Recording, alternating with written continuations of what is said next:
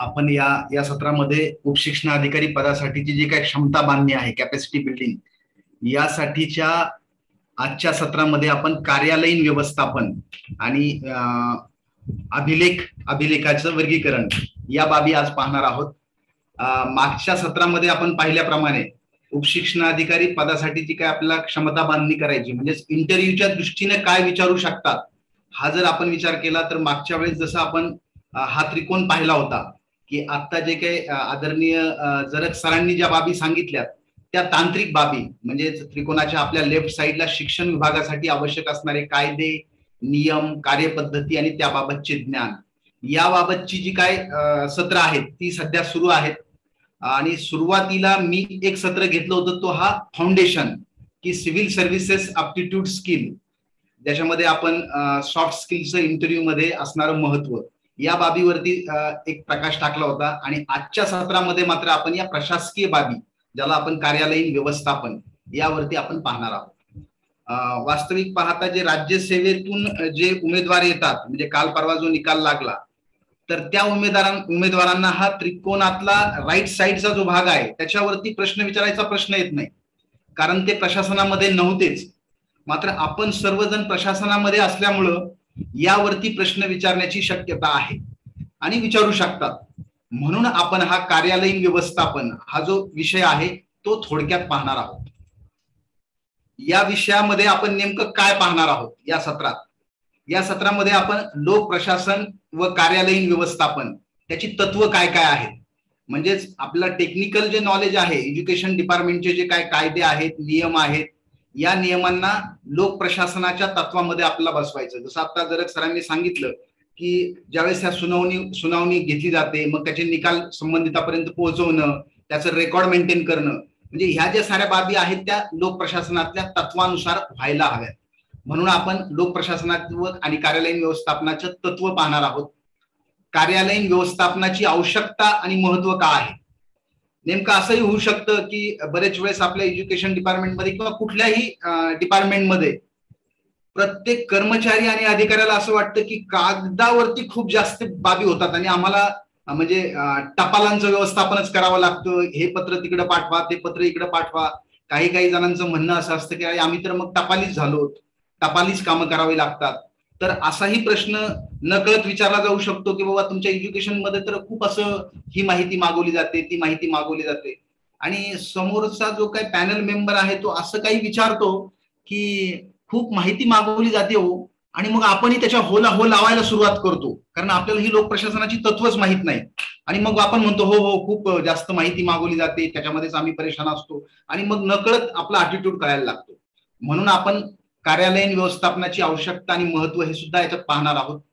मूलभूत कार्यालयीन कामं कोणती आहेत आपली नेमकी आता, कारण आपण आतापर्यंत एक विस्तार अधिकारी म्हणून काम करत असताना, परंतु आता आपल्याला उपशिक्षणाधिकारी म्हणून शिक्षणाधिकारी कार्यालयात काम करायचंय, त्यानंतर डेप्युटी डायरेक्टर ऑफिसमध्ये काम करायचंय, डायरेक्टर ऑफिसमध्ये काम करायला लागेल, त्यासोबतच आयुक्तालयात. म्हणून मूलभूत कार्यालयीन कामं, बेसिक कोणती कामं चालतात.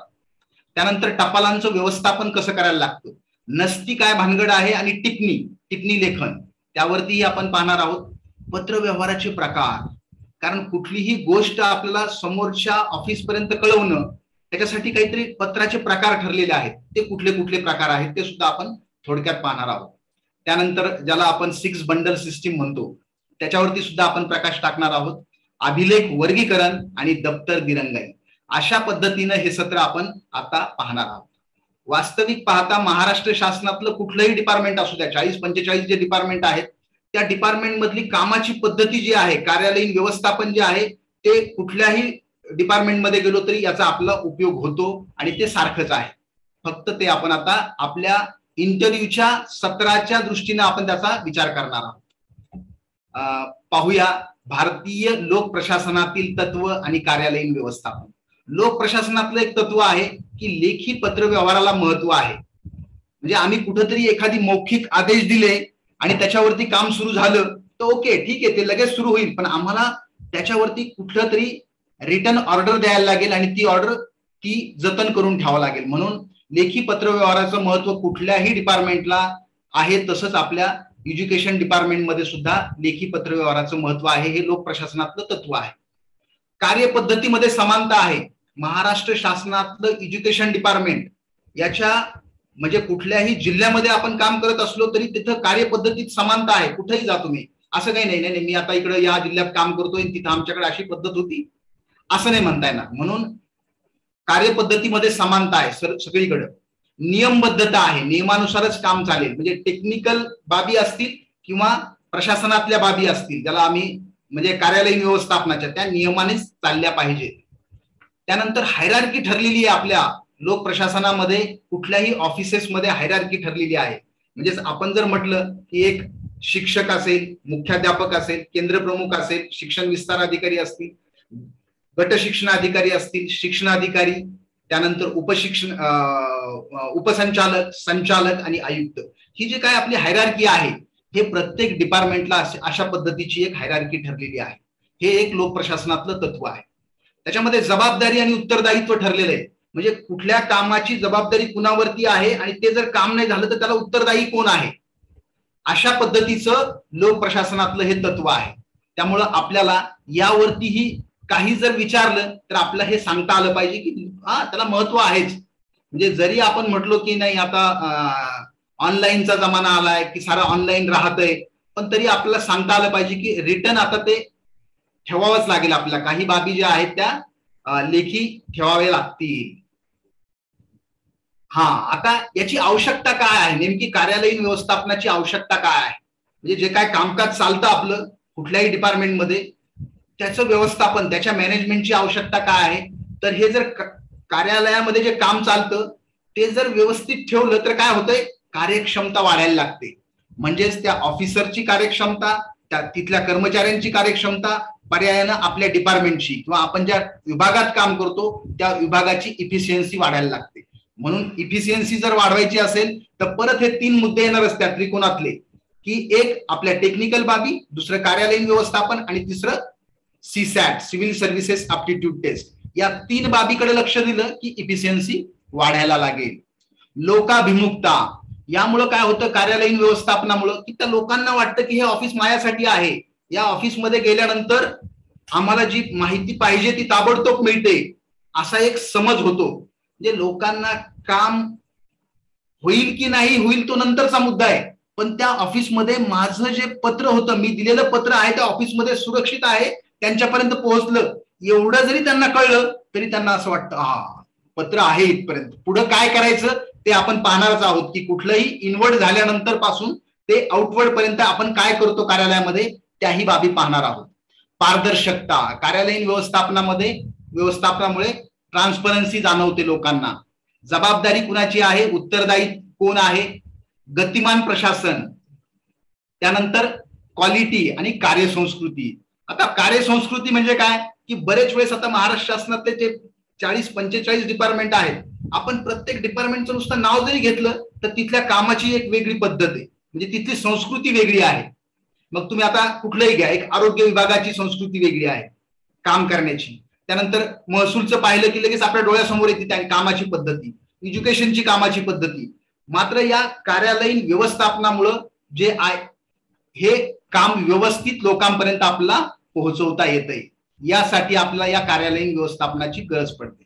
या साऱ्या पीपीटीज ज्या आहेत या पीपीटीज मी तुम्हाला शेअर करणार आहे, त्यामुळे काय कुठेही लिहून घेण्याची आवश्यकता नाही.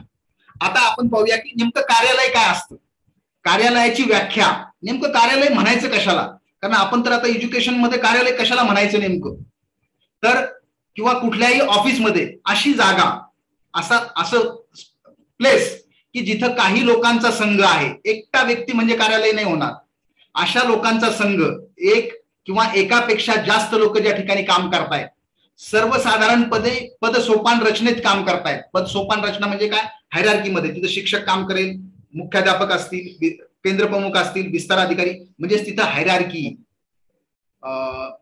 बोलतंय कुणी? Okay okay okay. त्यानंतर मग अशी की ज्यासाठी त्यांना त्या संघटनेकडून वेतन मिळतंय, ज्यासाठी त्यांना त्या संघटनेकडून वेतन मिळतं. संघटना म्हणजेच याचा अर्थ आपण ते विभाग म्हणूया, त्यासाठी त्या कामासाठी अशा जागेवरती आपण काम करतोय, टीम मध्ये काम करतोय, हायरार्की मध्ये काम करतोय आणि आपल्याला त्या डिपार्टमेंट कडून वेतन मिळतंय. कार्यालय हे असा नियंत्रक बुरुज म्हणून काम करतंय. कार्यालय हे उच्च पदावरती आहे आणि तिथं काय होतंय, माहितीचं संस्करण केलं जातं. म्हणजेच काय, कनिष्ठ जे काय आपले ऑफिसेस आहेत तिथून काही माहिती गोळा केली जाते, वरिष्ठांची काही माहिती, आणि त्या माहितीवरती तिथं संस्कार केले जातात. म्हणजेच माहितीवरती प्रोसेस केली जाते. कुठल्याही कार्यालयामध्ये पेपर्स किंवा कागद, आपण म्हणतो की अरे खूप पेपर्स झालेत, नुसते आपण कागदी घोडे नाचवतो, असा कधी कधी आपलाही समज होतो आणि आपण असं बोलतो कळत नकळत. परंतु तिथं त्या पेपर्स वरती, त्या माहितीवरती संस्करण केलं जातं, संस्कार केलं जातं. आणि ते करण्यासाठी कोण करतं, सक्षम प्राधिकारी. सक्षम प्राधिकारी कोण असतो, तो कार्यालय प्रमुख. तो काय करतो, संघटनेचे उद्देश साध्य करण्यासाठी निर्णय घेण्यास मदत होते. या कार्यालयामध्ये संघटनेचा उद्देश काय आहे, जर आमचं एज्युकेशन डिपार्टमेंट असेल तर या एज्युकेशन डिपार्टमेंटचा उद्देश काय आहे, तर महाराष्ट्रातले सर्व शाळेत जाण्या योग्य जी मुलं आहेत त्यांना त्या वयाला अनुरूप असं शिक्षण देणं, हा जो आहे तो आपल्या संघटनेचा उद्देश आहे. तो उद्देश साध्य करण्यासाठी तिथं निर्णय घेतला जातो. हा निर्णय कोण घेतो, सक्षम प्राधिकारी घेतो. आणि तो कुठं घेतो, तर तो कार्यालयात घेतो. त्या कार्यालयामध्ये हायरार्की आहे. अशा बाबी जर घडून येत असतील तर त्याला आम्ही कार्यालय म्हणतोय. अशी जर परिस्थिती असेल तर मग नेमकं कार्यालयामध्ये, कुठलंही कार्यालय असू द्या महाराष्ट्र शासनामधलं, तिथं नेमकं मूलभूत कामं कोणती कोणती चालतात, तर माहितीचं संकलन केले जातं. म्हणजे आता लक्षात येईल की ज्या गोष्टीवरती माहिती मागितली किंवा माहिती आपण कनिष्ठ कार्यालयातून मागितली आणि वरिष्ठांचा फोन आला किंवा एखादा ईमेल आला की लगेच आपल्याला असं वाटतं की माहिती नको होती, परंतु याच्यावरती सारं काम चालणार आहे. म्हणून माहितीचं संकलन करणं हे मूलभूत काम आहे. मग एकदा माहिती जमा झाली की त्याचं वर्गीकरण, डिस्ट्रीब्युशन करायचंय की कुठली माहिती कुणाकडे जाणार आहे, कोण त्याच्यावरती काम करणार आहे. त्यानंतर माहितीचं वितरण, नुसतं वर्गीकरण करून चालणार नाही, तर ते योग्य वेळेत त्या टेबलपर्यंत पोहोचलं पाहिजे, त्या शाखेकडे पर्यंत पोहोचलं पाहिजे. मग तिथं गेल्यानंतर त्या शाखेच्या जो काही शाखेचा लिपिक आहे, कनिष्ठ लिपिक, त्यानं त्याच्यावरती टिप्पणी लेखन करायचे. ती टिप्पणी लेखन काय असेल ते पाहूया आपण पुढं. नंतर मग त्या टिप्पणी लेखनानंतर अभिप्राय दिले जातील आपल्या हायरार्कीनुसार. वरिष्ठ आपला अभिप्राय लिहिल, त्याच्यानंतरचा वरिष्ठ अभिप्राय लिहिल आणि मग नंतर डिसिजन होईल. कार्यालयातला जो प्रमुख आहे तो निर्णय घेईल. मग नुसता निर्णय होऊन चालेल का, तर निर्णय झाल्यानंतर तो निर्णय कुणाला तरी कळवायचा आपला, त्याच्यासाठी आपला मसुदा, ड्राफ्ट तयार करावा लागेल किंवा पत्र पाठवावं लागेल. म्हणून आपण पत्राचे 10 प्रकार जे आहेत ते सुद्धा पाहणार आहोत. मसुदा लेखन, नुसता निर्णय होऊन चालणार नाही आपल्या ऑफिसमध्ये, तर त्याचं जो काही निर्णय झाला तो संबंधितापर्यंत पोहोचवण्यासाठी ड्राफ्टिंग करावं लागेल. संबंधितास तो कळवणं आणि निर्गमन, एका ठिकाणाहून दुसऱ्या ठिकाणी तो पाठवावा लागेल. यासोबतच मूलभूत बेसिक काम काय आहे, तर माहितीचा पाठपुरावा करणं, फॉलोअप घेणं. हे प्रत्येक डिपार्टमेंटला कुठल्याही दर्जाचा अधिकारी असला, तो कनिष्ठ असो की वरिष्ठ असो, हे एक महत्वाचं काम आहे, पाठपुरावा करायचा. आपण मागच्या वेळेस काय माहिती मागवली होती, ती कुठपर्यंत आली, किती जणांची आली, आणि मग त्याच्यावरती आपला प्रोसेस करणं. आणि शेवटी हे जे काय तयार होतंय सारं आपल्या ऑफिसमध्ये, हे काय अभिलेख तयार होतात किंवा जे काय पेपर्स तयार होतात, याचं जतन करायचंय. मग नेमके कुठले पेपर्स जतन करून ठेवायचे, किती दिवस जतन करायचे, बाकीच्यांचं काय करायचं, हे सुद्धा मूलभूत काम आहे आपल्या ऑफिसचं, मूलभूत कार्यालयीन कामं आहेत. ओके, माझा आवाज आणि तुमच्या समोर पीपीटी दिसत असेल तर एकदा चॅट बॉक्स मध्ये येस किंवा नो टाईप करा, म्हणजे मग मला लक्षात येईल की आपण बरोबर चाललेलो आहोत. ओके, हा, आता आपण पाहूया की कार्यालय नेमकं काय असतं, तर कार्यालयाची रचना. ओके, हा, यस यस, ओके, थँक्यू. हा, तुमच्यापर्यंत माझा आवाजही येतोय, काय हरकत नाही. नेमकी आता कार्यालयाची, महाराष्ट्र शासनातलं कुठलंही कार्यालय घेतलं आपण तर त्याची रचना जनरली कशी असते ते इथं आपण पाहिलंय, परंतु आपण ते आपल्या एज्युकेशनशी रिलेटेड पाहूया. हा, कार्यालयाची रचना. आपल्या एज्युकेशन डिपार्टमेंटचे जर कार्यालय पाहिले आपण, तर सर्वात उच्च स्थानावरती आहे आपलं कार्यालय आयुक्तालय. मग आयुक्तांच्या कार्यालयाच्या नंतर संचालक कार्यालय, एक किंवा एकापेक्षा जास्त संचालक आहेत. ओके, नंतर मग उपसंचालकांची कार्यालय, त्यानंतर प्रत्येक जिल्ह्याला शिक्षणाधिकाऱ्यांची कार्यालय, नंतर प्रत्येक तालुक्याला गट शिक्षण अधिकाऱ्यांची कार्यालय, बीट स्तरावरती शिक्षण विस्तार अधिकाऱ्यांची कार्यालय, नंतर केंद्र प्रमुखाचं आणि मुख्याध्यापकांचं ढोबळमानाने अशी आपली कार्यालय आहेत. याच्यामध्ये थोडाफार बदल असेल, ओके. मात्र या ठिकाणी जे काय काम चालतं ते सारं काम जे आहे पेपर्स, म्हणजे कुठलंही ऑफिस घेतलं की तिथं पत्र आणि त्या पत्रावर म्हणजे पेपरवरतीच काम चालतं आणि म्हणून आपलं हे अभिलेखावरती आपण चर्चा करतोय. मग अभिलेख म्हणजेच टपाल.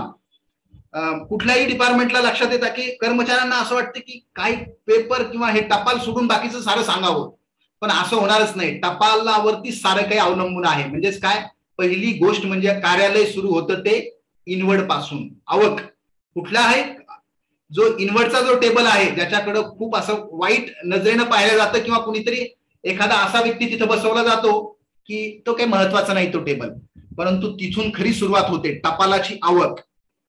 नंतर त्या टपालाचं वर्गीकरण केलं जातंय, म्हणजे जे काय ते आस्थापनेचे जे काय शाखा प्रमुख आहेत ते कुठला पत्र कुणाकडे पाठवायचंय याचं वर्गीकरण करतात.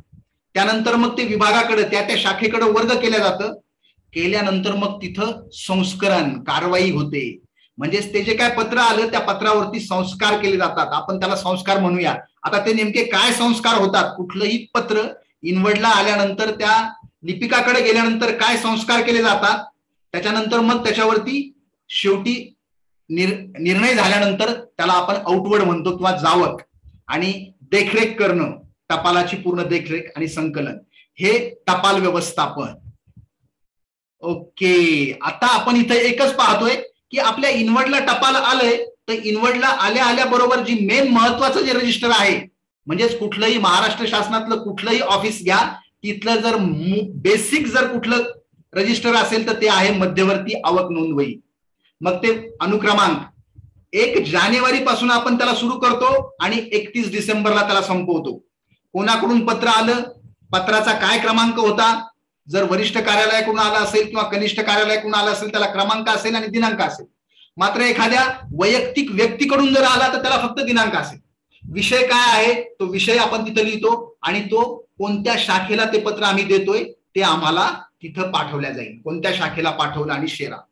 आता या मध्यवर्ती आवक नोंदवहीवरून एक लक्षात येऊ शकतं की त्या कार्यालयाचं कामकाज किती प्रमाणात चालतं.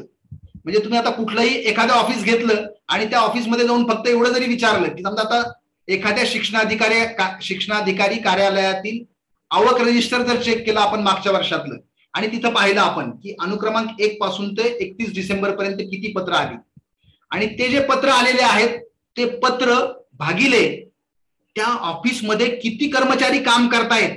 एक नुसता ढोबळ जरी आपण अंदाज घेतला की त्या ऑफिसमध्ये किती कर्मचारी काम करतात, अधिकारी ते कर्मचारी पूर्ण, म्हणजेच वर्ग 1 ते वर्ग 4 जरी आपण पकडले आणि फक्त त्याला त्या पूर्ण वर्षभरात आलेल्या आवक पत्राला जर डिवाइड केलं, एवढे लोक काम करतायत, तर आपल्या लक्षात येईल की वर्षाला एका व्यक्तीच्या पाठीमागं किती पत्र त्या ऑफिसमध्ये येतात. मग जो काही संख्या येईल त्याला आपण जर परत 12 जर भागितलं तर आपल्या लक्षात येईल की एका व्यक्तीसाठी एका महिन्यात किती पत्र येतात. परत आपण 20 दिवस काम चाललं असं जर विचार केला तर आपण ते सुद्धा पाहू शकतो की अरे एका व्यक्तीसाठी एका दिवसाला किती पत्र येतात या ऑफिसमध्ये. म्हणजे एक असा अंदाज येऊ शकतो आपल्याला की या ऑफिसचा वर्कलोड किती आहे. आणि कुठल्याही ऑफिसचा वर्कलोड जर शोधायचा असेल तर या इनवर्ड रजिस्टर वरून शोधता येतो. अट एक आहे की प्रत्येक पत्र हे इनवर्ड झालेलं असलंच पाहिजे. डायरेक्ट आलेलं पत्र जर इनवर्ड होत नसेल आणि ते डायरेक्ट संबंधिताकडे जात असेल तर त्याचा उपयोग होणार नाही. ठीक आहे. नंतर मग काय, हे जे आपण आता पाहिलंय मध्यवर्ती आवक नोंदवही, त्यानंतर आहे की या नोंदवहीला नोंदवल्यानंतर कोणत्या शाखेला टपाल द्यायचंय त्याच्यासाठी एक बटवडा नोंदवही, की आम्ही कुठल्या शाखेला ते पत्र पाठवणार आहोत, त्यासाठीच हे अंतर्गत टपाल बटवडा नोंदवही आहे. म्हणजे लक्षात आलं पाहिजे की ते पत्र कुठल्या शाखेला गेले. त्यानंतर लोकसभा, राज्यसभा, विधानसभा, विधान परिषद प्रश्न नोंदवही.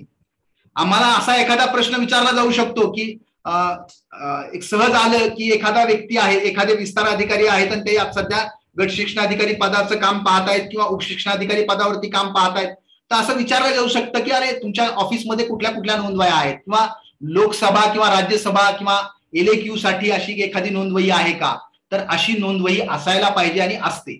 आता प्रत्यक्षात कुठल्या ऑफिसमध्ये काय आहे हे आपण पाहणार नाहीत, आपण पाहतो काय असायला पाहिजे, ऑफिसमध्ये काय असायला पाहिजे, कारण आपण इंटरव्ह्यूच्या दृष्टीने विचार करतोय.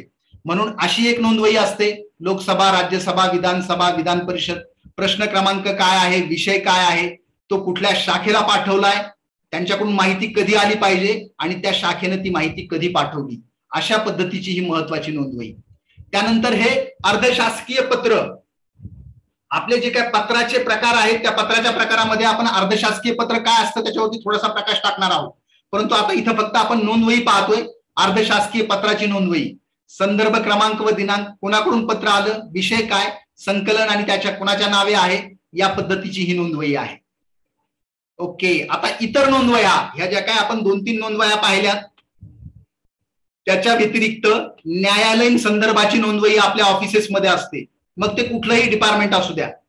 लोकायुक्त किंवा मंत्रालयीन संदर्भ नोंदवही, विभागीय आयुक्त, इतर वरिष्ठ कार्यालयीन संदर्भ, लोकशाही दिनाचे संदर्भ, माहिती अधिकाराची नोंदवही, त्यानंतर फॅक्स, ईमेल, दूरध्वनी संदेशाची नोंदवही, अनौपचारिक संदर्भ नोंदवही. आता हे अनौपचारिक संदर्भ काय असतो हे सुद्धा आपण त्या पत्राच्या 10 प्रकारामध्ये अनौपचारिक संदर्भ नावाचं एक पत्र आहे ते पाहणार आहोत. आणि गोपनीय संदर्भाची नोंदवही, अशा पद्धतीच्या नोंदवह्या प्रत्येक ऑफिसेसमध्ये असायला पाहिजेत. आता ते पत्र शाखेमध्ये गेलं, आपलं जे पत्र आलेलं होतं इनवर्ड मधून आपण त्या शाखेमध्ये गेलं, परत त्या शाखेचा जो ओएस आहे तो काय करेल, ते पत्र परत आता कुठल्या तरी लिपिकाकडे देईल. म्हणजेच हा त्या शाखेच्या प्रमुखाकडे ही नोंदवही असणार आहे आणि मग तो त्या लिपिकाकडे ते पत्र देईल. त्याच्यावरती कारवाई करण्यासाठी सुलभ असेल काहीतरी त्याच्यावरती अभिप्राय देईल की याच्यावरती काय करायचं. एखादा असेल ती फक्त फाईल करायचं असेल, एखादा असेल की त्याच्यावरती डायरेक्ट मसुदा तयार करून पाठवता येईल, एखादं पत्र असेल की त्याच्यावरती आता टिप्पणी लेखन केल्याशिवाय जमणारच नाही.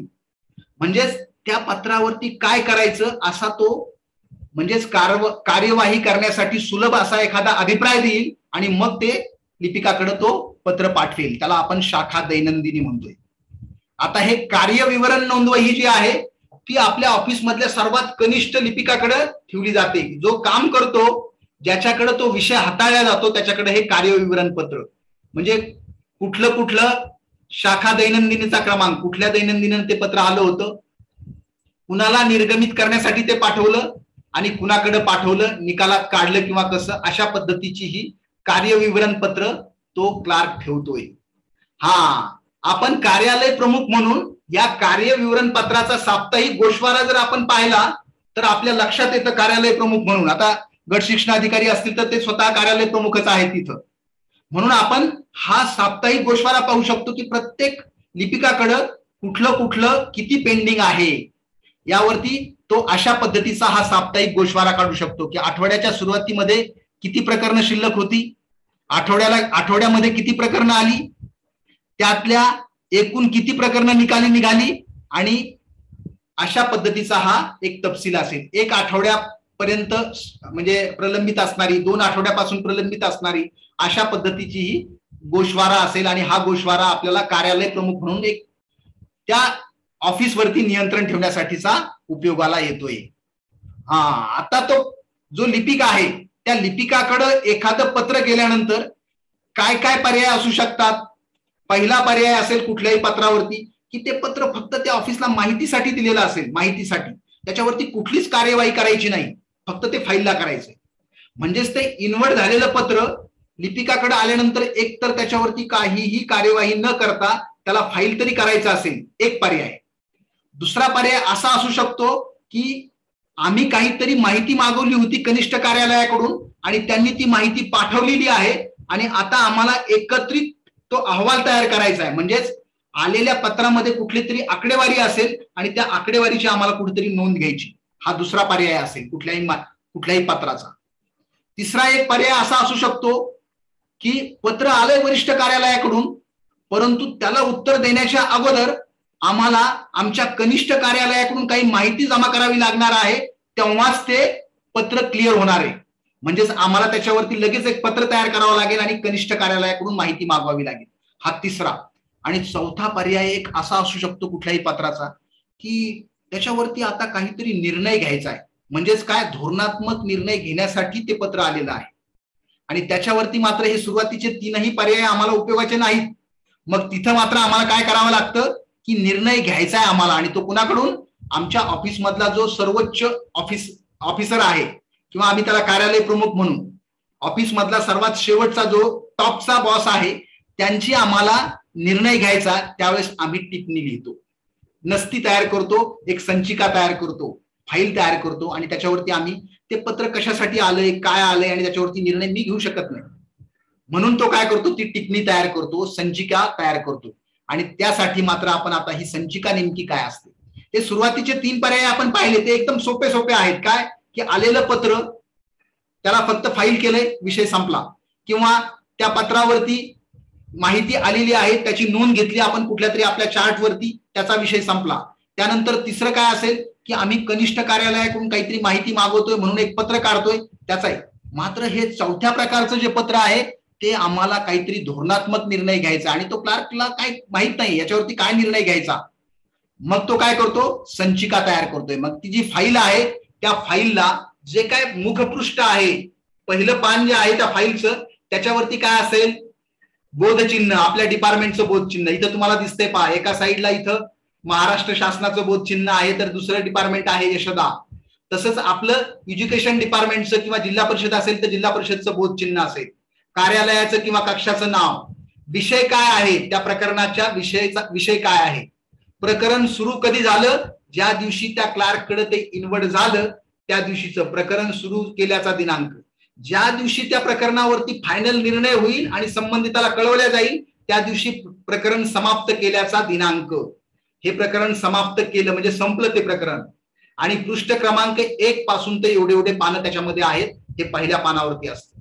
हे कशासाठी आहे तर आपण ज्यावेळेस त्या अभिलेखाचं वर्गीकरण पाहणार आहोत त्यावेळेस हे प्रकरण पूर्ण संपल्यानंतर ह्या फाईलला आपल्याला अभिलेखामध्ये पाठवायचं असतं. म्हणून याच्यामध्ये या मुखपृष्ठावरती ज्या गोष्टी दिल्यात ना त्या सर्व प्रकरण संपतील त्यावेळेस पृष्ठ क्रमांक पासून पर्यंत एवढे त्यामध्ये येईल.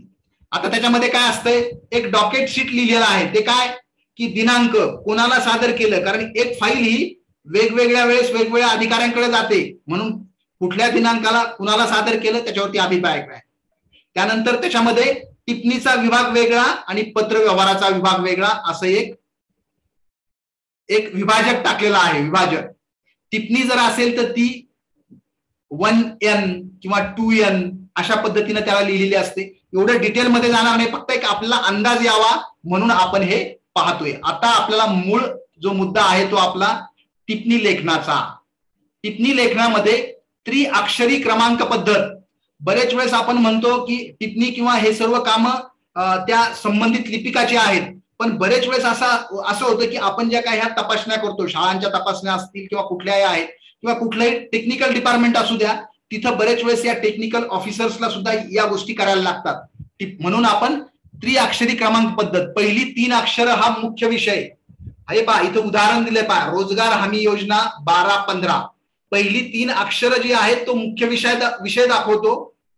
त्यानंतरचे 2 अंक हा मुख्य विषयाचा उपविषय आणि त्यानंतरचे 2 अंक हे वर्ष दाखवतात. म्हणजे याच्यावरून एक लक्षात येतं की रोजगार हमी योजनेची ही फाईल आहे, 12 नंबरचा हा मुख्य विषय उपविषय आहे आणि 2015 ची फाईल आहे. आवक क्रमांक, प्रकरण क्रमांक, शाखा क्रमांक अशा पद्धतीचं हे त्रिअक्षरी क्रमांकाची पद्धत. आता आपण पाहूया नेमकं टिप्पणी लिहिली का जाते आणि कशासाठी लिहिली जाते. हे एक टिप्पणीचा एक नमुना दाखवलाय, तो तुम्हाला पाहायला मिळालेलाच असेल. आता आपण पाहूया नेमका टिप्पणीचा उद्देश काय आहे. कुठल्याही ऑफिसेसमध्ये टिप्पणी लिहिली जाते, त्याचा उद्देश काय. पत्र किंवा प्रकरण निकालात काढण्याच्या दृष्टीनं सक्षम अधिकाऱ्याला त्या पत्राची पूर्वपीठिका माहिती करून देण्यासाठी जे काय ऑफिसर आहेत किंवा जे काय कार्यालय प्रमुख आहेत त्यांना त्या क्लार्ककडे त्याच्या कपाटामध्ये जेवढ्या काय आहेत त्या फाईलशी संबंधित प्रकरण त्यांना ते काहीच माहित नाही. त्यांना त्या प्रकरणावरती निर्णय घेण्याच्या दृष्टीनं त्या प्रकरणाची पूर्वपीठिका माहिती करून देण्यासाठी आपण त्यात लिहितोय की या प्रकरणात असं आहे. मग थोडक्यात आपण ती पूर्ण त्याच्यामध्ये माहिती नमूद करतो. ते वाचलं थोडक्यात की आपल्या वरिष्ठ अधिकाऱ्यांना निर्णय घ्यायला सोपं जाते. विचाराधीन कागदपत्रात अंतर्भूत असलेल्या निरनिराळ्या मुद्द्यांचा विचार करणे व प्रत्येक मुद्द्याची अनुकूल व प्रतिकूल बाजू मांडणे. एखाद्या पत्रामध्ये जर विचारलं असेल की एक पत्र आलंय की जसं आता उदाहरणार्थ आता सरांनी सांगितल्याप्रमाणे एखाद्या संस्थेनं सांगितलं की प्रशासक नेमा, तर त्या पत्रामध्ये असं असेल की प्रशासक नेमण्यात यावा व कुणीतरी, मग आपला टिप्पणीमध्ये काय लिहिल तो की प्रशासक कोण नेमण्यात यावा आणि त्याचा चार्ज कुणाकडे असेल. म्हणजे अशा पद्धतीचे एकाच पत्रामध्ये 2-3 मुद्दे असू शकतात की काय काय करायचे. म्हणून अनुकूल बाजू आणि प्रतिकूल बाजू सुद्धा तो जो काय टिप्पणी लिहिणारा जो आहे त्या टिप्पणी लिहिणाऱ्याने दोन्ही बाजू त्यात लिहायच्या. आता महत्वाचा मुद्दा आहे की टिप्पणी लिहिताना कोणत्या बाबी पाहायच्यात आपल्याला. तर आपली ही जी काही सिस्टीम आहे महाराष्ट्र शासनातली किंवा कुठलीही सिस्टीम ही कुठल्या बाबीवरती चालते. तर पहिली गोष्ट म्हणजे ही सिस्टीम चालते आपल्या राज्यघटनेवरती. त्या राज्यघटनेच्या अनुषंगाने कुठेतरी कायदे केलेले आहेत, त्या कायद्याला काही नियम तयार केलेले आहेत, नियमाच्या नंतर शासन निर्णय आहेत, काही परिपत्रक आहेत. म्हणजेच या साऱ्यांचा विचार करूनच कुठलीही सिस्टीम चालते. म्हणजेच आपल्याला टिप्पणी अशा पद्धतीने लिहायची की त्याच्यामध्ये मला काय वाटतं हा मुद्दा नाही, तर या बाबी कोणत्या, राज्यघटना, त्याच्यानंतर कायदा, मग तो एज्युकेशनशी रिलेटेड असेल तो कायदा, त्यानंतर नियम, त्यानंतर मग शासन निर्णय, परिपत्रक, या साऱ्या बाबींचा विचार करून आपल्याला टिप्पणी लिहायची. म्हणजे मला काय अनुकूल वाटतं आणि काय प्रतिकूल आहे हे या शासन निर्णय किंवा परिपत्रक, कायदा याच्या अनुषंगाने आपल्याला त्या टिप्पणीत लिहायचं. ही महत्वाची गोष्ट आहे. प्रकरणावरती काय आवश्यक ती कार्यवाही सुचवणे, या प्रकरणावरती असं करता येऊ शकतं. अनुकूल बाबी लिहायच्यात, प्रतिकूल बाबी लिहायच्यात. शेवटी निर्णय कोण घेणार आहे, वरिष्ठ अधिकारी निर्णय घेणार आहेत. शासनाने घेतलेल्या निर्णयाची पार्श्वभूमी, मुद्दे, नियम कायमस्वरूपी अभिलेख म्हणून जतन करणे. आपल्या ऑफिसमध्ये कुठलाही निर्णय झाला किंवा शासनाने कोणताही निर्णय जरी घेतला तरी त्याचा आपला कायमस्वरूपी अभिलेख म्हणून हे सारा आपला जतन करून ठेवायचं असतंय. म्हणून आपल्याला या टिप्पणीचा उपयोग होतोय. टिप्पणी लेखनाची वैशिष्ट्य काय आहेत, तर टिप्पणी लिहिताना समास सोडायचा आहे. समास म्हणजेच आपण त्या डाव्या बाजूला खूप मोठी जागा सोडतोय. म्हणजे जवळपास 4 भाग जर केले आपण त्या पेपरचे तर त्यातला एक भाग आपण ती टिप्पणी समास म्हणून सोडतो आपण. त्यानंतर अगोदरच्या टिप्पणी खाली टिप्पणी लिहिताना मध्ये जागा सोडावी. जर समजा एकच प्रकरण परत सुरू होत असेल काही दिवसानंतर तर काहीतरी आपण तिथे जागा सोडतो आणि परत सुरुवात करतोय. टिप्पणीच्या वर उजव्या बाजूस विभागाचं नाव आणि कक्षाचं नाव. आता टिप्पणीचे काही हे आहेत इथं फॉर्मॅट आहेत तेही मी तुम्हाला दाखवतो. त्याच्या व्यतिरिक्त तुम्ही ते पाहून घेऊ शकता तुमच्या ऑफिसेसमध्येही. टिप्पणीमध्ये परिच्छेद असावेत. प्रत्येक मुद्द्यात एक परिच्छेद, याप्रमाणे परिच्छेद क्रमांक द्यावेत. कारण एकाच पत्रावरती निर्णय घेताना 2-3 निर्णय घ्यायचे असतात. म्हणून आपण परिच्छेद करतो की इथं असं करायचंय, त्यानंतर हा मुद्दा आहे विचारलाय त्यांनी, नंतरचा हा मुद्दा आहे. त्यानंतर घटकांचा उल्लेख कालानुक्रमे करावा. म्हणजे एखाद्या पत्रामध्ये जर काही हे असेल तर तुम्हाला अगोदर असं झालं होतं, त्यानंतर हे, त्यानंतर हे, म्हणजे वर्षनिहाय जसं जसं घडत गेलं त्या पद्धतीनं जर आपण टिप्पणीमध्ये घेतलं तर पूर्ण इमेज जी आहे, ते जे कार्यालय प्रमुख आहे त्यांना पूर्ण घटना कशी घडलेली आहे ते लगेच समोर येतं. म्हणून घटनांचा जो उल्लेख आहे तो कालानुक्रमे करावा. टिप्पणी थोडक्यात आणि मुद्देसूद असावी. थोडक्यात लिहायची पण मुद्दे पूर्ण आले पाहिजेत आणि वारंवार एखादी गोष्ट लिहायची आवश्यकता नाही. नियम अथवा कायद्याचा उल्लेख असल्यास स्पष्टपणे कलमांचा उल्लेख करावा. सर्वात महत्वाची गोष्ट, टिप्पणीमध्ये नियम जर असेल तर कुठल्या कायद्याच्या कोणत्या नियमानुसार असं करता येऊ शकतं असं आपण त्यात लिहू शकतो. कायदा कोणता, मग आता आपण एज्युकेशन मध्ये असू तर एज्युकेशनच्या कुठल्या कायद्यानुसार, त्यातल्या कुठल्या नियमानुसार, नियमातल्या कुठल्या या नियमानुसार असं करता येऊ शकतं. वाटल्यास पुस्तक किंवा आदेश सादर करण्यात येईल असं समासात आपण नमूद करू शकतो की या नियमानुसार, या कायद्याच्या या नियमानुसार असं करता येऊ शकतं. आवश्यकता असल्यास आदेश सादर करण्यात येतील असं जर म्हटलं तर काय होतं की त्याला काहीतरी असं ऑथेंटिक आहे, ही टिप्पणी ऑथेंटिक आहे आणि यानं पूर्ण याचा अभ्यास करून ही टिप्पणी लिहिली असा त्याचा अर्थ होतो. सर्व संदर्भाची समासात नोंद करून त्याप्रमाणे पताका लावण्यात याव्यात. म्हणजे काय, की कुठं कुठं काय लिहिलेलं आहे ते आपण त्याला पताका लावतो, म्हणजे एक छोटासा पेपर लावतो आपण की लक्षात यावं म्हणून. पूर्व दाखला असल्यास संबंधित नस्ती सोबत ठेवावी व समासात त्याचा उल्लेख करावा.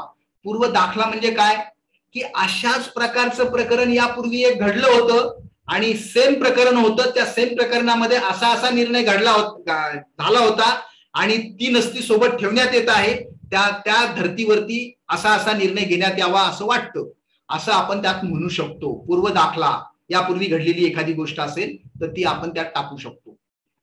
म्हणजेच काय, भाषा सुबोध स्पष्ट असावी, लांबलचक वाक्य टाळावीत, लांबलचक वाक्य नकोत, शालीन शिष्टाचार पाळणारी भाषा वापरावी, टीकात्मक लिखाण करू नये. टीका म्हणजे त्याच्यामध्ये असं करू नये की एखाद्या कर्मचाऱ्यांनी एखादं त्याचं पत्र दिलंय की मला अमुक अमुक माझ्या घरच्या अशा अशा अडचणीसाठी एवढ्या एवढ्या दिवसाची मला रजा हवी आहे, तर मग त्याच्यामध्ये नाही तो कायमच असा रजेवर जात असतो.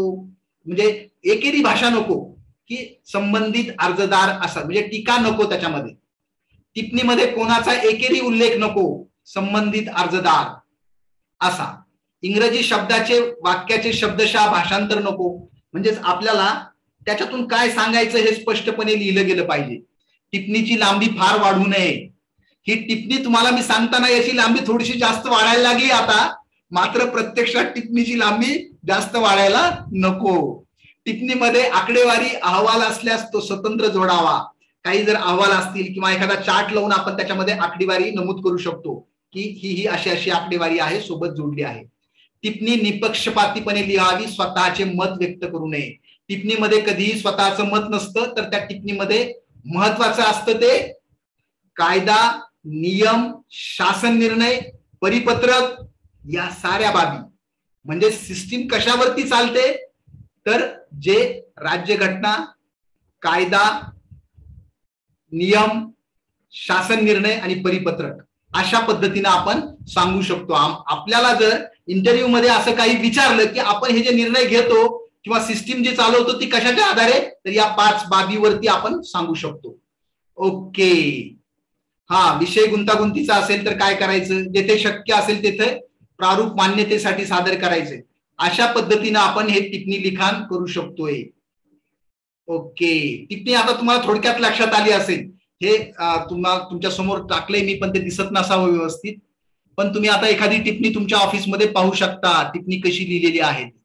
सहज एकदा पाहिलं, इथं लक्षात येतं पहा की 1, 2, 4 मान्य करण्यास हरकत नाही, तसेच 3 करता औरंगाबाद किंवा न्यूझीलंड हॉस्टेल औरंगाबाद या संस्थेत. म्हणजेच ही एक टिप्पणी आहे यशदाची आणि त्या टिप्पणीचं बाबतीत इथं दाखवलेलं आहे. ओके. अशा पद्धतीचे तुम्हाला एखादा नमुना पाहू शकता. आता आपण पाहिलंय ते पत्र आल्यानंतर टिप्पणी लिखाण, म्हणजेच इन्व्हर्ट झालं पत्र, ते आपण सुरुवातीचे 4 भाग पाहिले. आता हा 5वा पर्याय होता की टिप्पणी लिहावी लागली तर काय करायचं, तेही आपण पाहिलं. आता आपण नुसतं टिप्पणीवरती निर्णय झाला, वरिष्ठांचा निर्णय झाला, तर आपण या निर्णयावरती वरिष्ठांच्या निर्णयाच्या नंतर नुसता निर्णय तो फाईलमध्ये राहून उपयोगाचा नाही, तो आता आपल्या संबंधिताला कळवायचा आहे.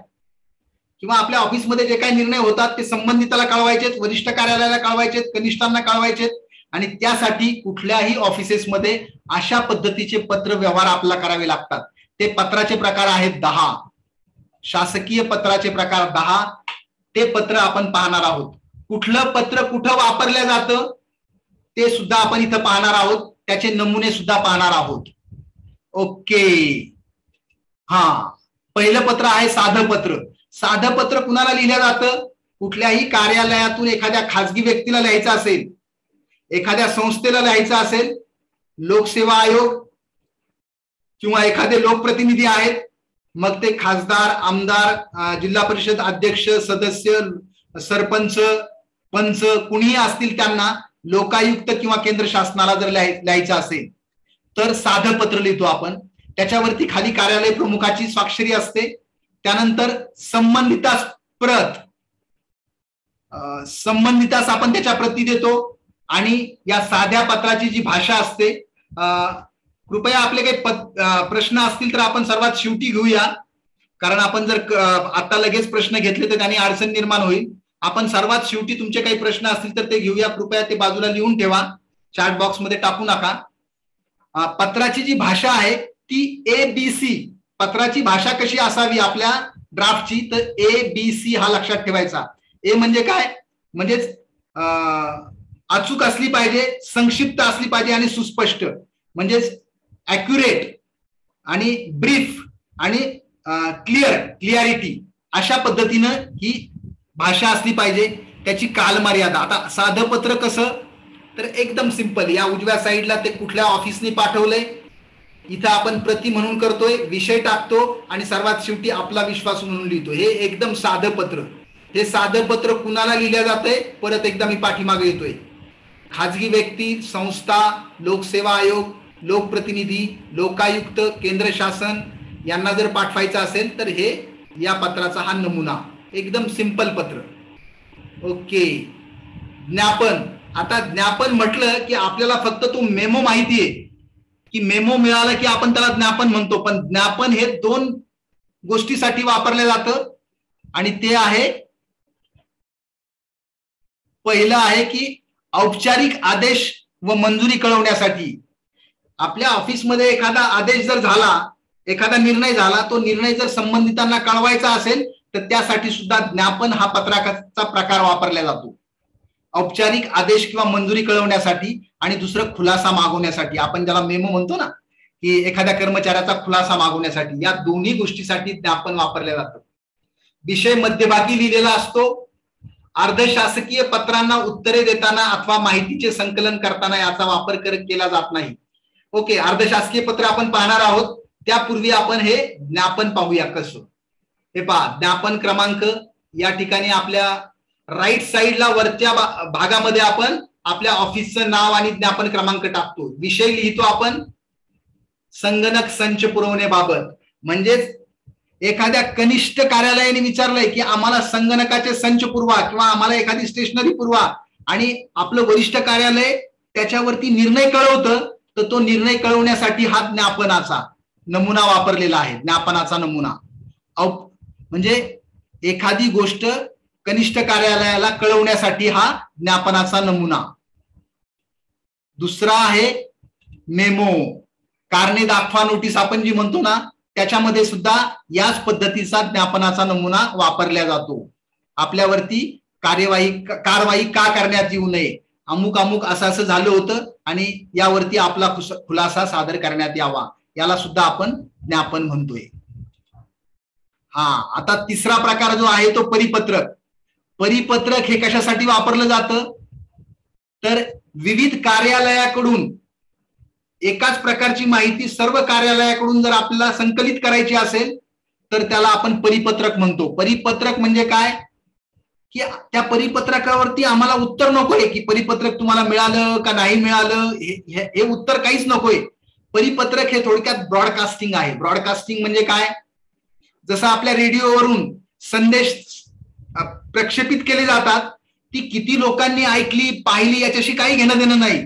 मात्र काय, असं समजलं जातं की परिपत्रक हे आपण कनिष्ठ कार्यालयांना पोहोचल्यानंतर त्यांनी त्याची माहिती पाठवायला पाहिजे. एकाच प्रकारची माहिती विविध कार्यालयाकडून किंवा विविध व्यक्तीकडून जर संकलित करायची असेल तर परिपत्रक काढलं जातं. सर्वसामान्य सूचना कळवण्यासाठी, एखाद्या सर्वसामान्य सूचना आहेत की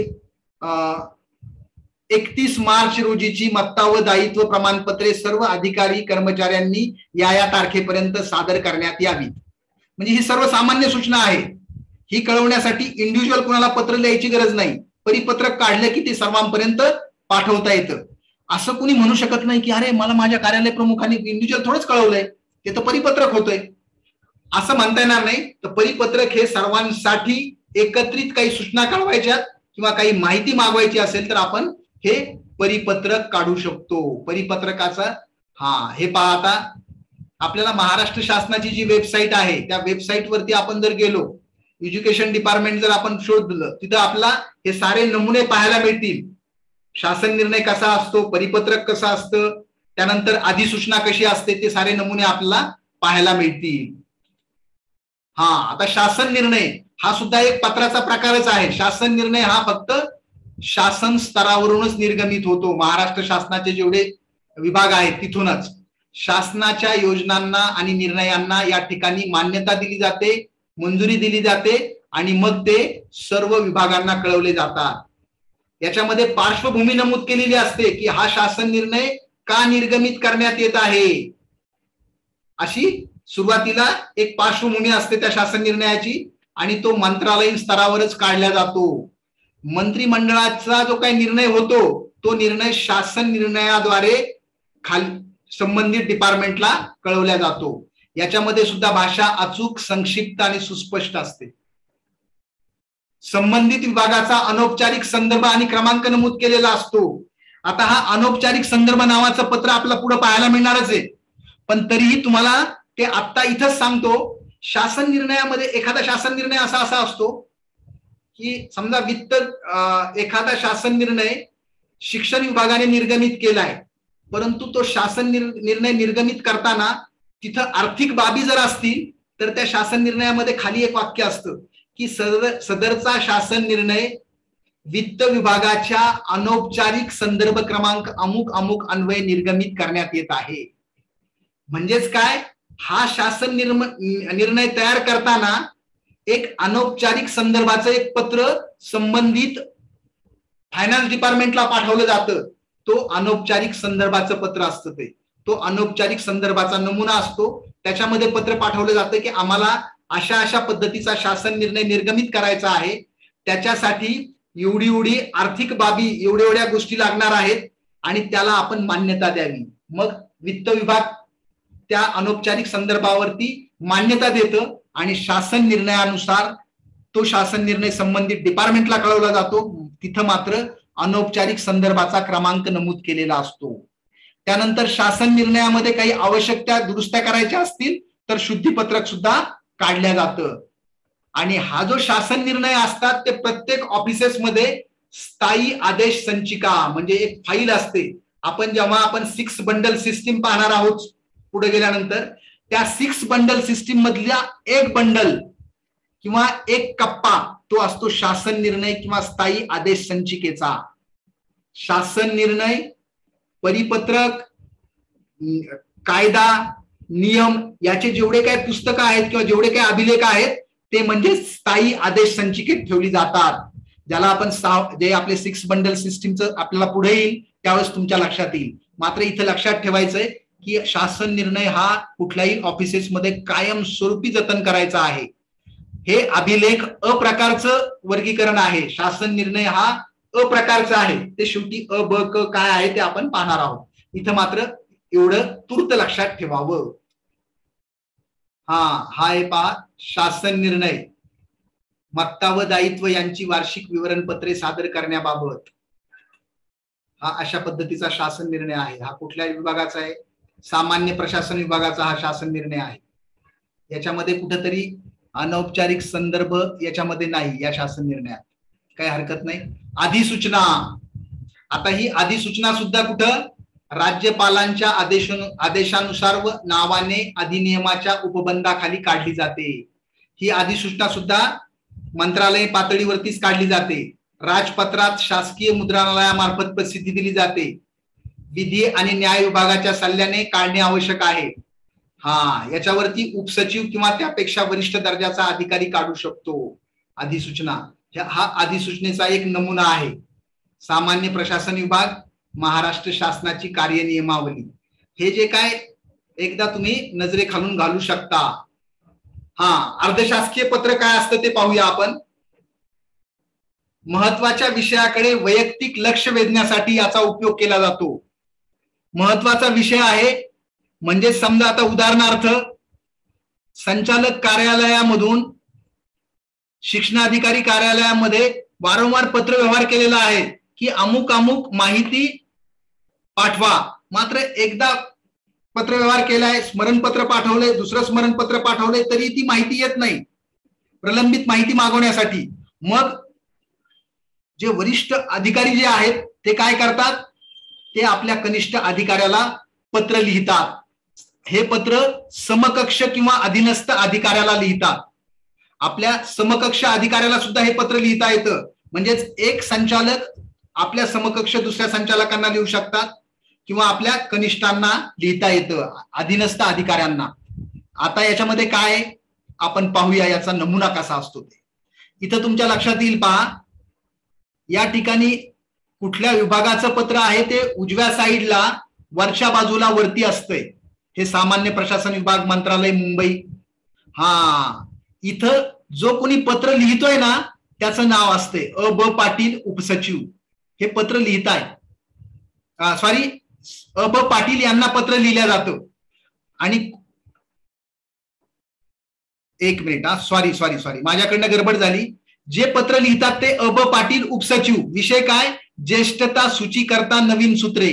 आता इथं जो प्रिय शब्द आहे, प्रिय श्री, आता हे श्री नाईक जो शब्द आहे ना तो क्लार्क जो आहे तो टाईप करत नाही, तो रिकामा सोडलेला असतो.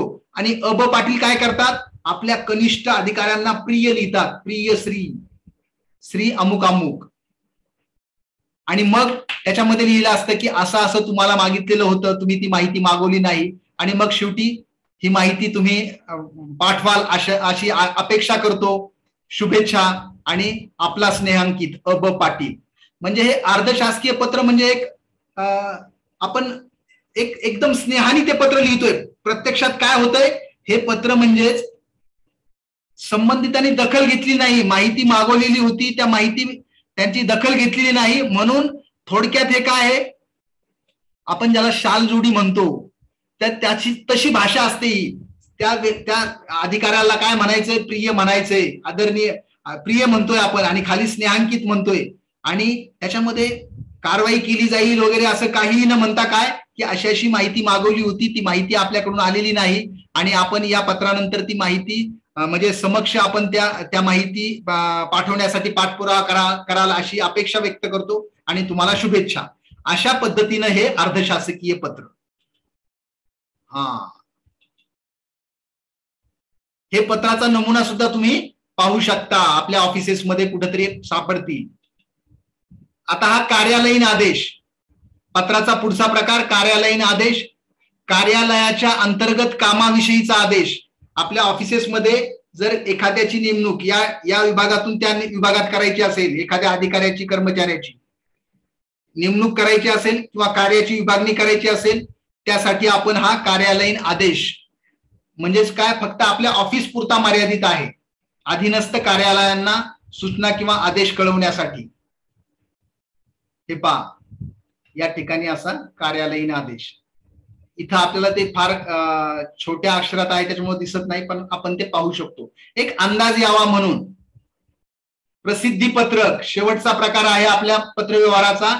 घटना किंवा आपलं एखादी घटना घडली आपल्या ऑफिसमध्ये, किंवा एखादं वृत्त आपल्याला द्यायचंय, किंवा आपल्या शासकीय योजना आहेत किंवा धोरण आपल्या डिपार्टमेंटचं, त्याला जनतेच्या हितासाठी व्यापक जर प्रसिद्धी द्यायची असेल तर ती प्रसिद्धी कळवण्यासाठी, मग ते वर्तमानपत्राला किंवा माहिती आणि जनसंपर्क कार्यालयाला कळवण्यासाठी आपण हा प्रसिद्धी पत्रकाचा नमुना आपल्या, म्हणजे इथं जरी लिहिलेलं असलं मंत्रालय, तरी आपण आपल्या विभागामार्फत सुद्धा प्रसिद्धी पत्रकाचा नमुना वापरून प्रसिद्धी, कुठल्या विषयाला प्रसिद्धी द्यायची हे आपण त्या संबंधित वर्तमानपत्रांना कळवू शकतो. हे पहा, आणि शेवटी आला हा अनौपचारिक संदर्भाचा नमुना. मूळ संचिकेवर अभिप्राय मागवण्यासाठी अनौपचारिक संदर्भाचा वापर करतात. जसा आपण शासन निर्णय पाहिला होता की जिथं आपण अर्थ विभागाचा अनौपचारिक संदर्भाने पत्र पाठवलेलं होतं. हे पहा, अनौपचारिक संदर्भ. त्यानंतरचा प्रकार आहे पृष्ठांकन. पृष्ठांकन म्हणजेच दोन प्रकारचं असतं. एका पत्राच्या खालीच, म्हणजे एखाद्या कर्मचाऱ्यांनी एखादा अर्ज दिलाय आणि त्यावरती कार्यवाही करण्यासाठी वरिष्ठ कार्यालयाला कळवायचंय, तर त्या पत्राच्या खालीच आपण पृष्ठांकन करू शकतो. खाली जी जागा आहे त्याच्यावरती लिहू शकतो की वरील अर्ज हा अभिप्रायासाठी आणि योग्य त्या कार्यवाहीसाठी सादर करण्यात येत आहे. अशा प्रकारे त्या पत्राच्या खालीच आपण पृष्ठांकन करू शकतो, किंवा त्याला दुसरा एक पत्र जोडू शकतो. त्याला आपण काय म्हणतो की एक फक्त कव्हरिंग लेटर आपण जोडलंय. संबंधिताचा अर्ज वरिष्ठ कार्यालयाला किंवा कनिष्ठ कार्यालयाला पाठवण्यासाठी आपण फक्त एक त्याला कव्हरिंग लेटर जोडलेलं आहे. हे सुद्धा पृष्ठांकनाचाच प्रकार आहे. म्हणजेच आपण आता इथपर्यंत काय झालंय, आपण थोडक्यात 10 पत्रांचे प्रकार पाहिले, टिप्पणी लेखन पाहिले. आता आपण त्या ऑफिसेसमध्ये अभिलेखांचं वर्गीकरण कसं करायचं, जे काही आता कुठल्याही ऑफिसेसमध्ये आता पाहतोय आपण, या 1 तासामध्येच आपण पाहिलं किती ऑफिसमध्ये पेपर्स तयार होत असतील, किती टपाल जमा होत असेल या साऱ्या गोष्टीमुळे, आणि याचं वर्गीकरण कसं करायचंय. तर यासाठीचा एक परिरक्षण व नाशन नियम, म्हणजे त्या अभिलेखांचं वर्गीकरण, परिरक्षण आणि त्याचा नाश कसा करायचा यासाठीचा 1964चा हा नियम आहे. या नियमानुसार आणि एक 2005चा अधिनियम, महाराष्ट्र शासनामध्ये 2005ला हा सार्वजनिक अभिलेख अधिनियम आला होता. आणि या नियमामध्ये, या अधिनियमामध्ये सांगितलंय की प्रत्येक ऑफिसेसमध्ये एक अभिलेख कक्ष असावा. मग कुठलंही कार्यालय असू द्या, छोट्यातल्या छोट्या कार्यालयापासून तर मोठ्या कार्यालयापर्यंत एक अभिलेख कक्ष असावा. मग आपण म्हणू की आमची शाळा आहे तर शाळेमध्ये अभिलेख कक्ष, किंवा गट शिक्षणाधिकारी कार्यालयामध्ये जागा जरी नसेल तर आपण त्याला म्हणू शकतो की ही जागा जी आहे ती आमचा अभिलेख कक्ष.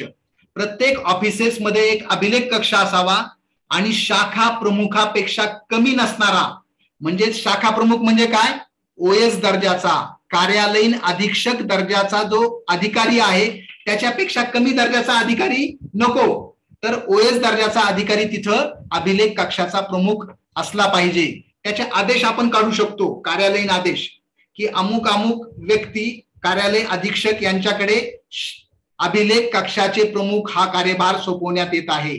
त्यांनी पूर्ण या कार्यालयाचा अभिलेखाचं जतन, वर्गीकरण, परिरक्षण या नियमानुसार करण्यात यावं, असं प्रत्येक ऑफिसेसमध्ये ठेवणं आवश्यक आहे.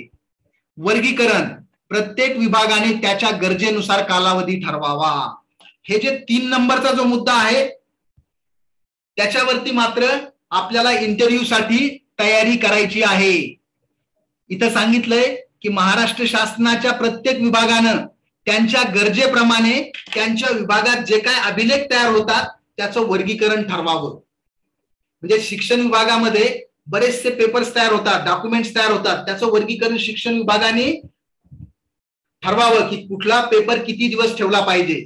आरोग्य विभागामध्ये जे काय पेपर्स तयार होतात त्याचं वर्गीकरण आरोग्य विभागाने ठरवावं, असं या नियमामध्ये सांगितलेलं आहे. आणि ते वर्गीकरण म्हणजे काय,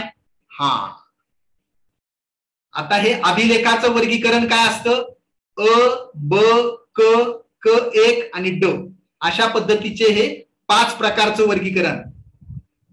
आता या ठिकाणी तुम्ही विचाराल की आमच्या ऑफिसेसमध्ये किंवा शिक्षण विभागामध्ये कुठला पेपर किती दिवस सांभाळून ठेवला पाहिजे, तर त्याच्यासाठी तुम्हाला एक सर्वांसाठी एक होमवर्क देतोय की तुम्ही हे शोधा की एकतर आपल्या शिक्षण विभागानं असा एखादा शासन निर्णय निर्गमित केलेला असेल किंवा शिक्षण संचालक कार्यालयानं असं एखादं परिपत्रक काढलेलं असेल की कुठलं डॉक्युमेंट किती दिवस ठेवायचंय.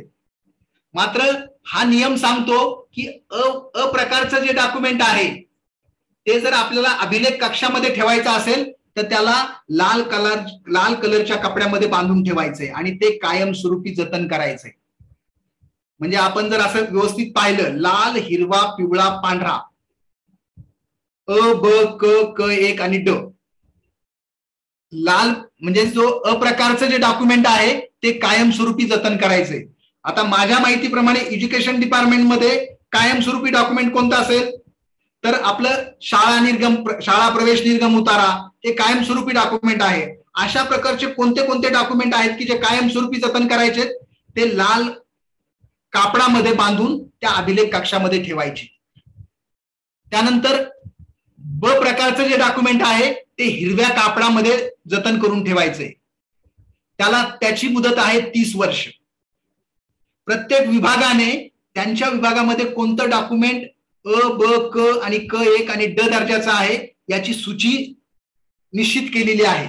ती आपल्याला शोधायची आणि त्याप्रमाणे आपलं त्याचं यावरती कुठला ना कुठला तरी एखादा तरी प्रश्न हमखास विचारू शकतात. किमान आपलं एवढं जरी माहिती असेल की असं वर्गीकरण आहे तरी आपण जे माहित नाही ते स्पष्टपणे सांगू शकतो की सर मला ते माहिती नाही. मात्र हे अ, ब, क, लाल कपडा, हिरवा कपडा, पिवळा आणि पांढरा हे आपण सांगू शकतो. हिरवा म्हणजे ब प्रकारचं डॉक्युमेंट 30 वर्ष ठेवतात. क प्रकारचं जे डॉक्युमेंट आहे, अभिलेख आहे, तो 10 वर्ष. क एक डॉक्युमेंट जे आहे ते 5 वर्षापर्यंत आणि ड दर्जाचे जे अभिलेख आहेत ते 1 वर्षानंतर नष्ट करायचे, ते रेकॉर्डला पाठवत नाहीत. हे जे ड दर्जाचं जे डॉक्युमेंट आहे त्याला आपण जे 6 बंडल सिस्टीम आपण पाहणार आहोत. 6 बंडल सिस्टीमचा उल्लेख यापूर्वी एकदा आला होता, तो आलता आपला शासन निर्णयाच्या वेळेस आलता.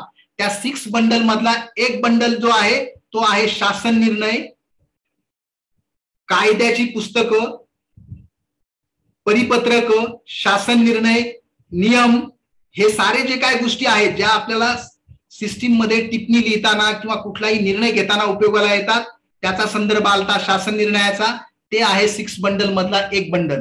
आणि आता या ठिकाणी एक लक्षात ठेवा, हा ड दर्जाचं जे डॉक्युमेंट आहे ना त्याला आम्ही म्हणतो 1 वर्षानंतर नष्ट करायचं डॉक्युमेंट, त्याला ड. हा सुद्धा ड वर्गाचे जे डॉक्युमेंट आहेत ना त्याच्यासाठी सुद्धा त्या 6 बंडल मध्ये एक बंडल आहे ड वर्गीकृत कागदपत्रे. ते आपण पाहणारच आहोत. फक्त इथे एक लक्षात ठेवा, त्या 6 बंडल मधले 2 बंडलचे संदर्भ येऊन गेलेले आहेत आतापर्यंत मी बोललोय. ओके, आता हा जो काय चार्ट आहे हे सारं पीपीटी मी तुम्हाला शेअर करणार आहे. आता याचा हेतू काय आहे? निंदन हेतू. निंदन म्हणजेच काय, आपण जसं म्हणतो ना की आपल्या शेतीमध्ये आपण त्याला खुरपणं म्हणतो, तसंच आपल्या ऑफिसेसमध्ये जे काय कागद किंवा जो काय पसारा आहे त्याचा ह्या निंदन किंवा याचा वेगवेगळं वर्गीकरण करण्याचा हेतू काय आहे की पसारा कमी करायचा आहे आम्हाला ऑफिस मधला, नियोजन करायचंय, प्लॅनिंग करण्यासाठी याचा उपयोग होणार आहे. हे डॉक्युमेंट काही सुरक्षित ठेवायचे आहेत कायमस्वरूपी, योग्य वेळी आम्हाला उपलब्ध झाले पाहिजेत. किंवा आरटीआय मध्ये लोक विचारतात, ते वेळेमध्ये नष्ट करता आले पाहिजेत आम्हाला. नष्ट कधी कधी करायचे? ज्यांना 1 वर्ष कंप्लीट झाल्यानंतर नष्ट करायचंय. प्रत्येक डॉक्युमेंटला 5 वर्ष, प्रत्येक वर्षी 5 वर्ष कंप्लीट झालेले डॉक्युमेंट येतील त्यावेळेस त्यांना नष्ट करायचंय. 10 वर्ष कंप्लीट झालेले डॉक्युमेंट नष्ट करावे लागतील. 30 वर्षानंतर काही डॉक्युमेंट नष्ट करावे लागतील. पण प्रत्येक वर्षी काही काही डॉक्युमेंटला किमान 1 वर्ष झालेलं असेल, 5 वर्ष झालेले असतील, 10 वर्ष, 30 वर्ष. म्हणजेच आम्हाला हे जे काम आहे हे सायमल्टेनियसली करायचे, कंटिन्यू करत राहायचे. आणि नवीन रेकॉर्डसाठी आम्हाला जागा उपलब्ध करायची, यासाठी हे महत्वाचं आहे. बरेच वेळेस झिरो पेंडन्सी हा हे शब्द येतात.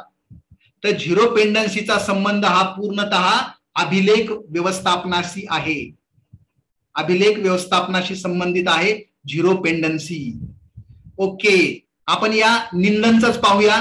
निवडक टिपण, अनावश्यक पत्रव्यवहार, निमंत्रण, दौरे इत्यादी काही गोष्टी असतील तर रेकॉर्डला पाठवताना नस्तीतून काढून टाकायचे. एखादी नस्ती ज्यावेळेस आपण अभिलेख कक्षाला पाठवतो त्यावेळेस त्यातली काही गोष्टी आपल्याला काढून टाकायची, ज्या गोष्टी कामाच्या नाहीत त्या काढून टाकायच्या. जतनासाठी आवश्यक तेवढेच कागद ठेवायचे, त्यांना क्रमांक द्यायचे आणि मग ते रेकॉर्डला पाठवायचे. डी पेपर रद्दी म्हणून विकायचे. डी पेपर म्हणजेच, मी परत पाठीमागे जातो, डी पेपर म्हणजेच हा 1 वर्षानंतर नष्ट करायचे ज्या बाबी आहेत त्याला आम्ही डी पेपर म्हणतो. डी पेपर हे रद्दी म्हणून विकायचे.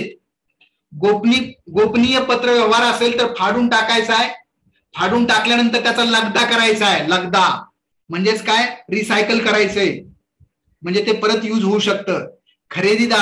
खरेदीदाराकडून पेपर मिलला पाठवण्याची हमी घ्यायची. जर आम्ही गोपनीय पत्रव्यवहार जर फाडून टाकत असू, त्याचा लगदा करत असू, तर ज्याला आम्ही विकतोय त्याला सांगायचं की हा तो पेपर मिलला हा लगदा परत पाठवेल, त्याची त्याच्याकडनं गॅरंटी, हमी घ्यायची बॉन्डवरती. जतन नस्तीचे विविध कालावधीनंतर पुनर्विलोकन करायचंय. आम्ही जेवढ्या नस्ती जतन केल्यात, ज्या कायमस्वरूपी असतील, 30 वर्ष असतील, 10 वर्ष असतील, त्यांचं वारंवार प्रत्येक वर्षाला एकदा चेक करायचंय. प्रचलित उपयोगिता आणि कायदेशीर बाबींची खातरजमा करून त्याची श्रेणी वाढवायची. समजा एखादं डॉक्युमेंट 5 वर्षासाठी ठेवतोय आपण आणि दरम्यानच्या काळात जर एखादा शासन निर्णय निघाला, त्याची श्रेणीवर्धन केलं की आता हे जे अमुक अमुक डॉक्युमेंट क1 मधून क मध्ये समजण्यात यावं, तर आम्हाला त्या नस्तीला 5 वर्षावरून 10 वर्ष करावं लागेल.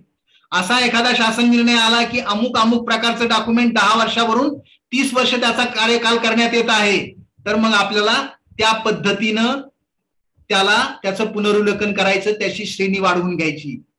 नष्ट करावयाच्या नस्तींची नोंद करून डी पेपर प्रमाणे कारवाई करायची. नष्ट करायच्या ज्या नस्ती आहेत परत पाठीमागे येतो. ह्या नसती कोणत्या? एखाद्या फाईलला 30 वर्ष झालेत, त्याच वेळेस एखाद्या फाईलला 10 वर्ष झालेत, त्याच वेळेस एखाद्या फाईलला 5 वर्ष झालेत, तर याच्यावरती सुद्धा कारवाई कशी करायची? तर जसं आम्ही ह्या डी पेपरचं करत होतो, काय?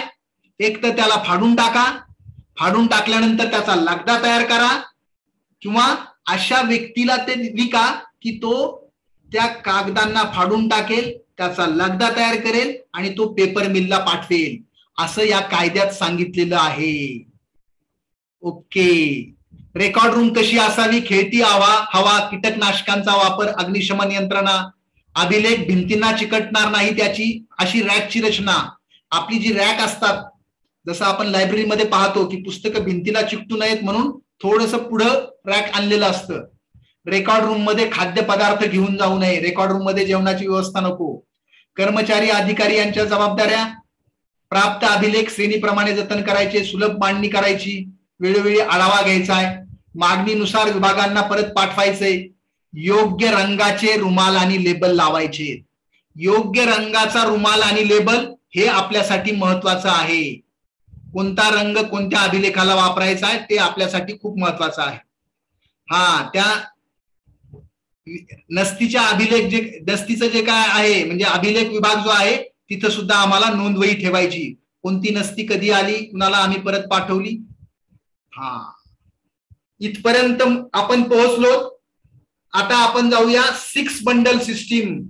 बरेच वेळेस आम्ही पाहिलं असतं की 6 बंडल सिस्टीम, लखिना पॅटर्न असा एक शब्द ऐकलेला असतो आम्ही की ऑफिस कसं असलं पाहिजे, तर लखिना पॅटर्न. लखिना नावाचे कलेक्टर होऊन गेले अहमदनगरला.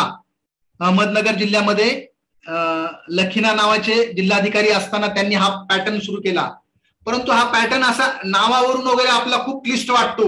मात्र आपलं ऑफिस किंवा कुठलाही कर्मचारी, एखादा लिपिक आपण डोळ्यासमोर आणूया, किंवा आपण ज्या कार्यालयात काम करतो, मी ज्या ठिकाणी बसतो ना तिथलं माझं एक कपाट आपण डोळ्यासमोर आणूया, की तुम्ही तुमचं एक कपाट डोळ्यासमोर आणा आणि त्या कपाटामध्ये सर्व आपण जे काय काम करतोय ना त्याच्यासाठी 6 कप्पे तयार केलेले आहेत असं इमॅजिन करा. 6 कप्प्यांचं कपाट आपल्याकडे आहे असं आपण इमॅजिन करूया. म्हणजेच आपल्याला ही 6 बंडल सिस्टीम समजायला सोपी जाईल. त्यातला जो पहिला कप्पा आहे, वरचा कप्पा, त्या कपाटामधला, त्या कप्प्यामध्ये आपलं काय ठेवायचंय? दररोज आपण ऑफिसमध्ये आलो की आपल्याला जेवढे काही टपाल येत आहेत आपल्याकडं इनवर्ड मधून किंवा आपल्या शाखेमधून जे काय आपल्याला दिलं जातं, मग ते कुठलंही पत्र प्रकरण आपल्याकडे आलं की आपण त्याला काय करतो? काहीच केलेलं नाही, आपण त्याला पाहिलं सुद्धा नाही. त्याला आम्ही म्हणतो प्रलंबित टपाल किंवा प्रकरण किंवा प्रलंबित कागद, जो काय असेल तो आम्ही पहिल्या कप्प्यामध्ये ठेवतो, ज्याला आम्ही काहीच केलेलं नाही. त्याला म्हणतो आम्ही प्रलंबित टपाल प्रकरण. तो एक पहिला बंडल, 6 बंडल सिस्टीम मधला पहिला संच झाला तो. दुसरा संच काय असेल आपला? दुसरा कप्पा प्रतीक्षाधीन प्रकरणे. प्रतीक्षाधीन प्रकरण म्हणजे काय? की समजा मी उपशिक्षण अधिकारी म्हणून एका ऑफिसमध्ये काम करतोय, माझ्याकडे एक इन्क्वायरी आली, माझ्याकडे एक माहिती मागवलेली आहे संचालक कार्यालयाने आणि शिक्षणाधिकारी महोदयांनी माझ्याकडे ते प्रकरण दिलेलं आहे. मात्र मला जोपर्यंत तालुक्यातल्या इतर तालुक्यांचे अहवाल माझ्यापर्यंत येत नाहीत तोपर्यंत मी प्रतीक्षा करतोय. मी एक पत्र काढलं होतं, सर्व ऑफिसेस कडून माहिती मागवण्यासाठी पत्र काढलं होतं, परंतु जोपर्यंत मला पूर्ण माहिती येत नाही तोपर्यंत तिची प्रकरणे कशी आहेत? वेटिंग प्रतीक्षाधीन प्रकरणे आहेत.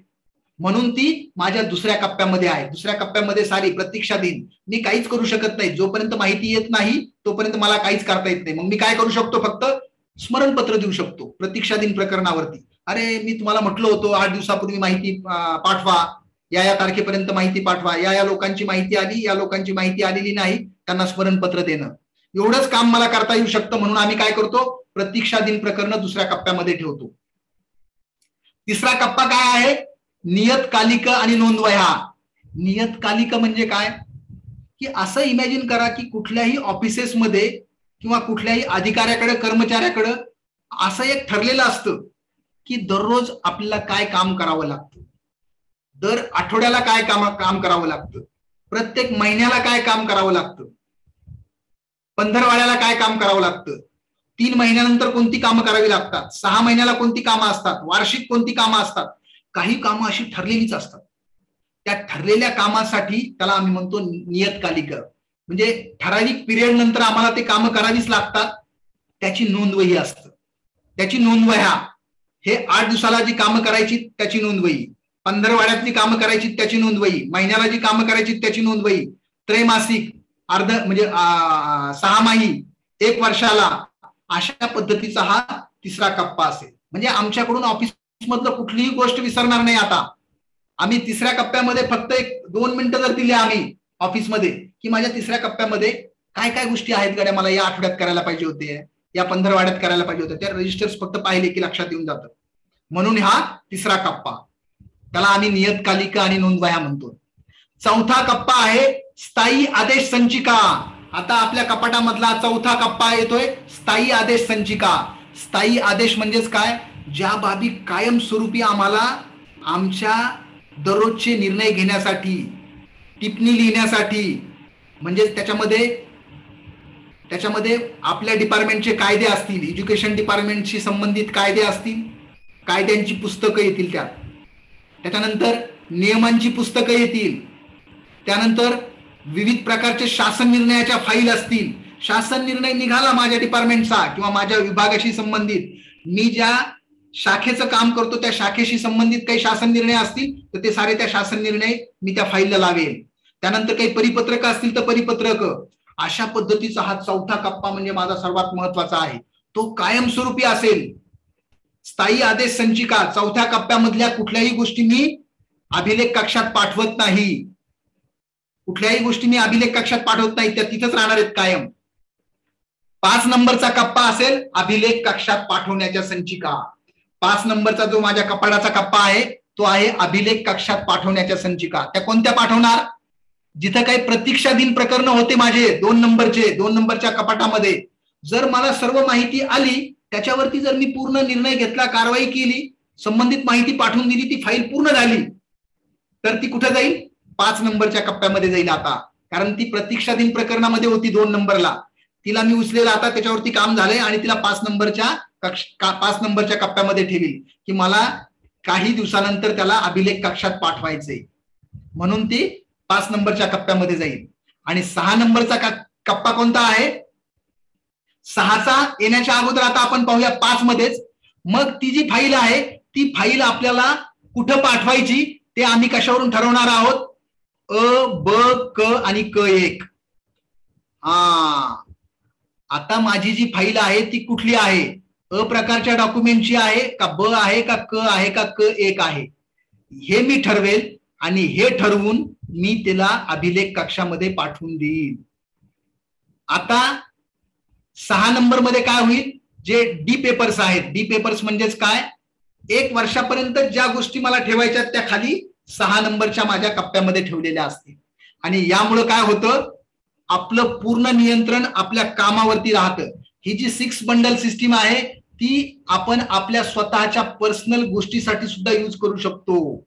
पर्सनल गोष्टी म्हणजे कोणत्या, की मी माझ्या खिशामध्ये एक कागद ठेवू शकतो की माझ्याकडे कोणते कोणते प्रलंबित कामं आहेत, कोणत्या कोणत्या गोष्टीवरती मला लोकांकडनं पाठपुरावा करून काही घ्यायचंय, ठराविक वेळेनंतर मला कोणते कोणते कामं करायचे. अशा पद्धतीचे हे 6 बंडल सिस्टीम आहे. मला अशी अपेक्षा आहे की पूर्ण नाही पण तुम्हाला एक अंदाज आला असावा, याच्यामध्ये डिटेलमध्ये आपल्याला जायचं नाही, पण तुम्हाला एक अंदाज आला असावा की 6 बंडल सिस्टीम काय आहे आणि ती कशासाठी आहे. म्हणून आपण हा 6 बंडल सिस्टीम या ठिकाणी पाहिली.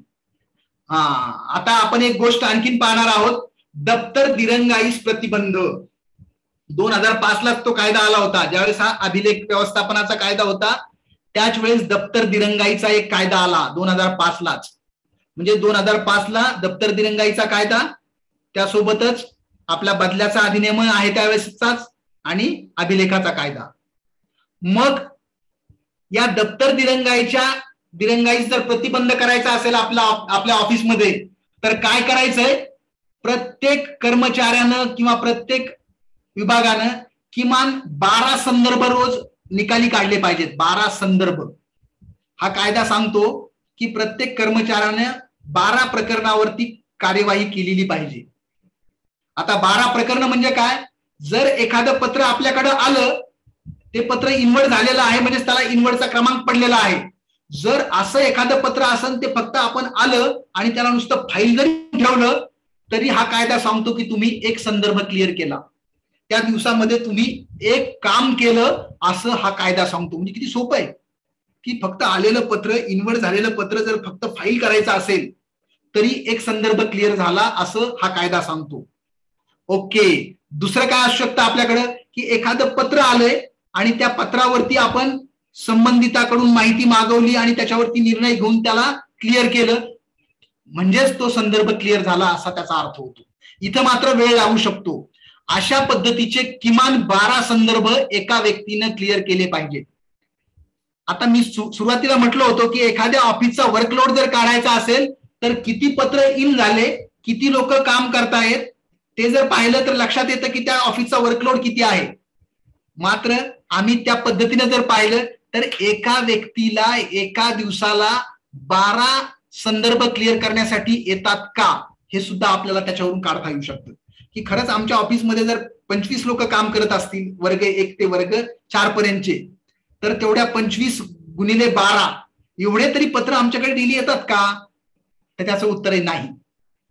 का, म्हणून हा दप्तर दिरंगाईचा कायदा आहे की किमान 12 संदर्भ आपल्याकडून क्लिअर झाले पाहिजेत. ओके, संचिका एका संकलनाकडे ठेवण्याचा कालावधी जास्तीत जास्त 7 दिवस. म्हणजेच कुठलीही फाईल जर माझ्याकडे आली, कुठलंही प्रकरण माझ्याकडे आलं तर ते मी जास्तीत जास्त 7 दिवस ठेवलं पाहिजे. 7 दिवसाच्या आत मी ते दुसऱ्या एखाद्या विभागाकडे ते पाठवलं पाहिजे किंवा ज्याच्याकडून मला निर्णय अपेक्षित आहे त्याच्याकडे ते गेलं पाहिजे. म्हणजे जास्तीत जास्त 7 दिवस. आणि तात्काळ स्वरूपाचं जर प्रकरण असेल तर त्या 4 दिवसामध्येच माझ्याकडून ते पुढे गेलं पाहिजे.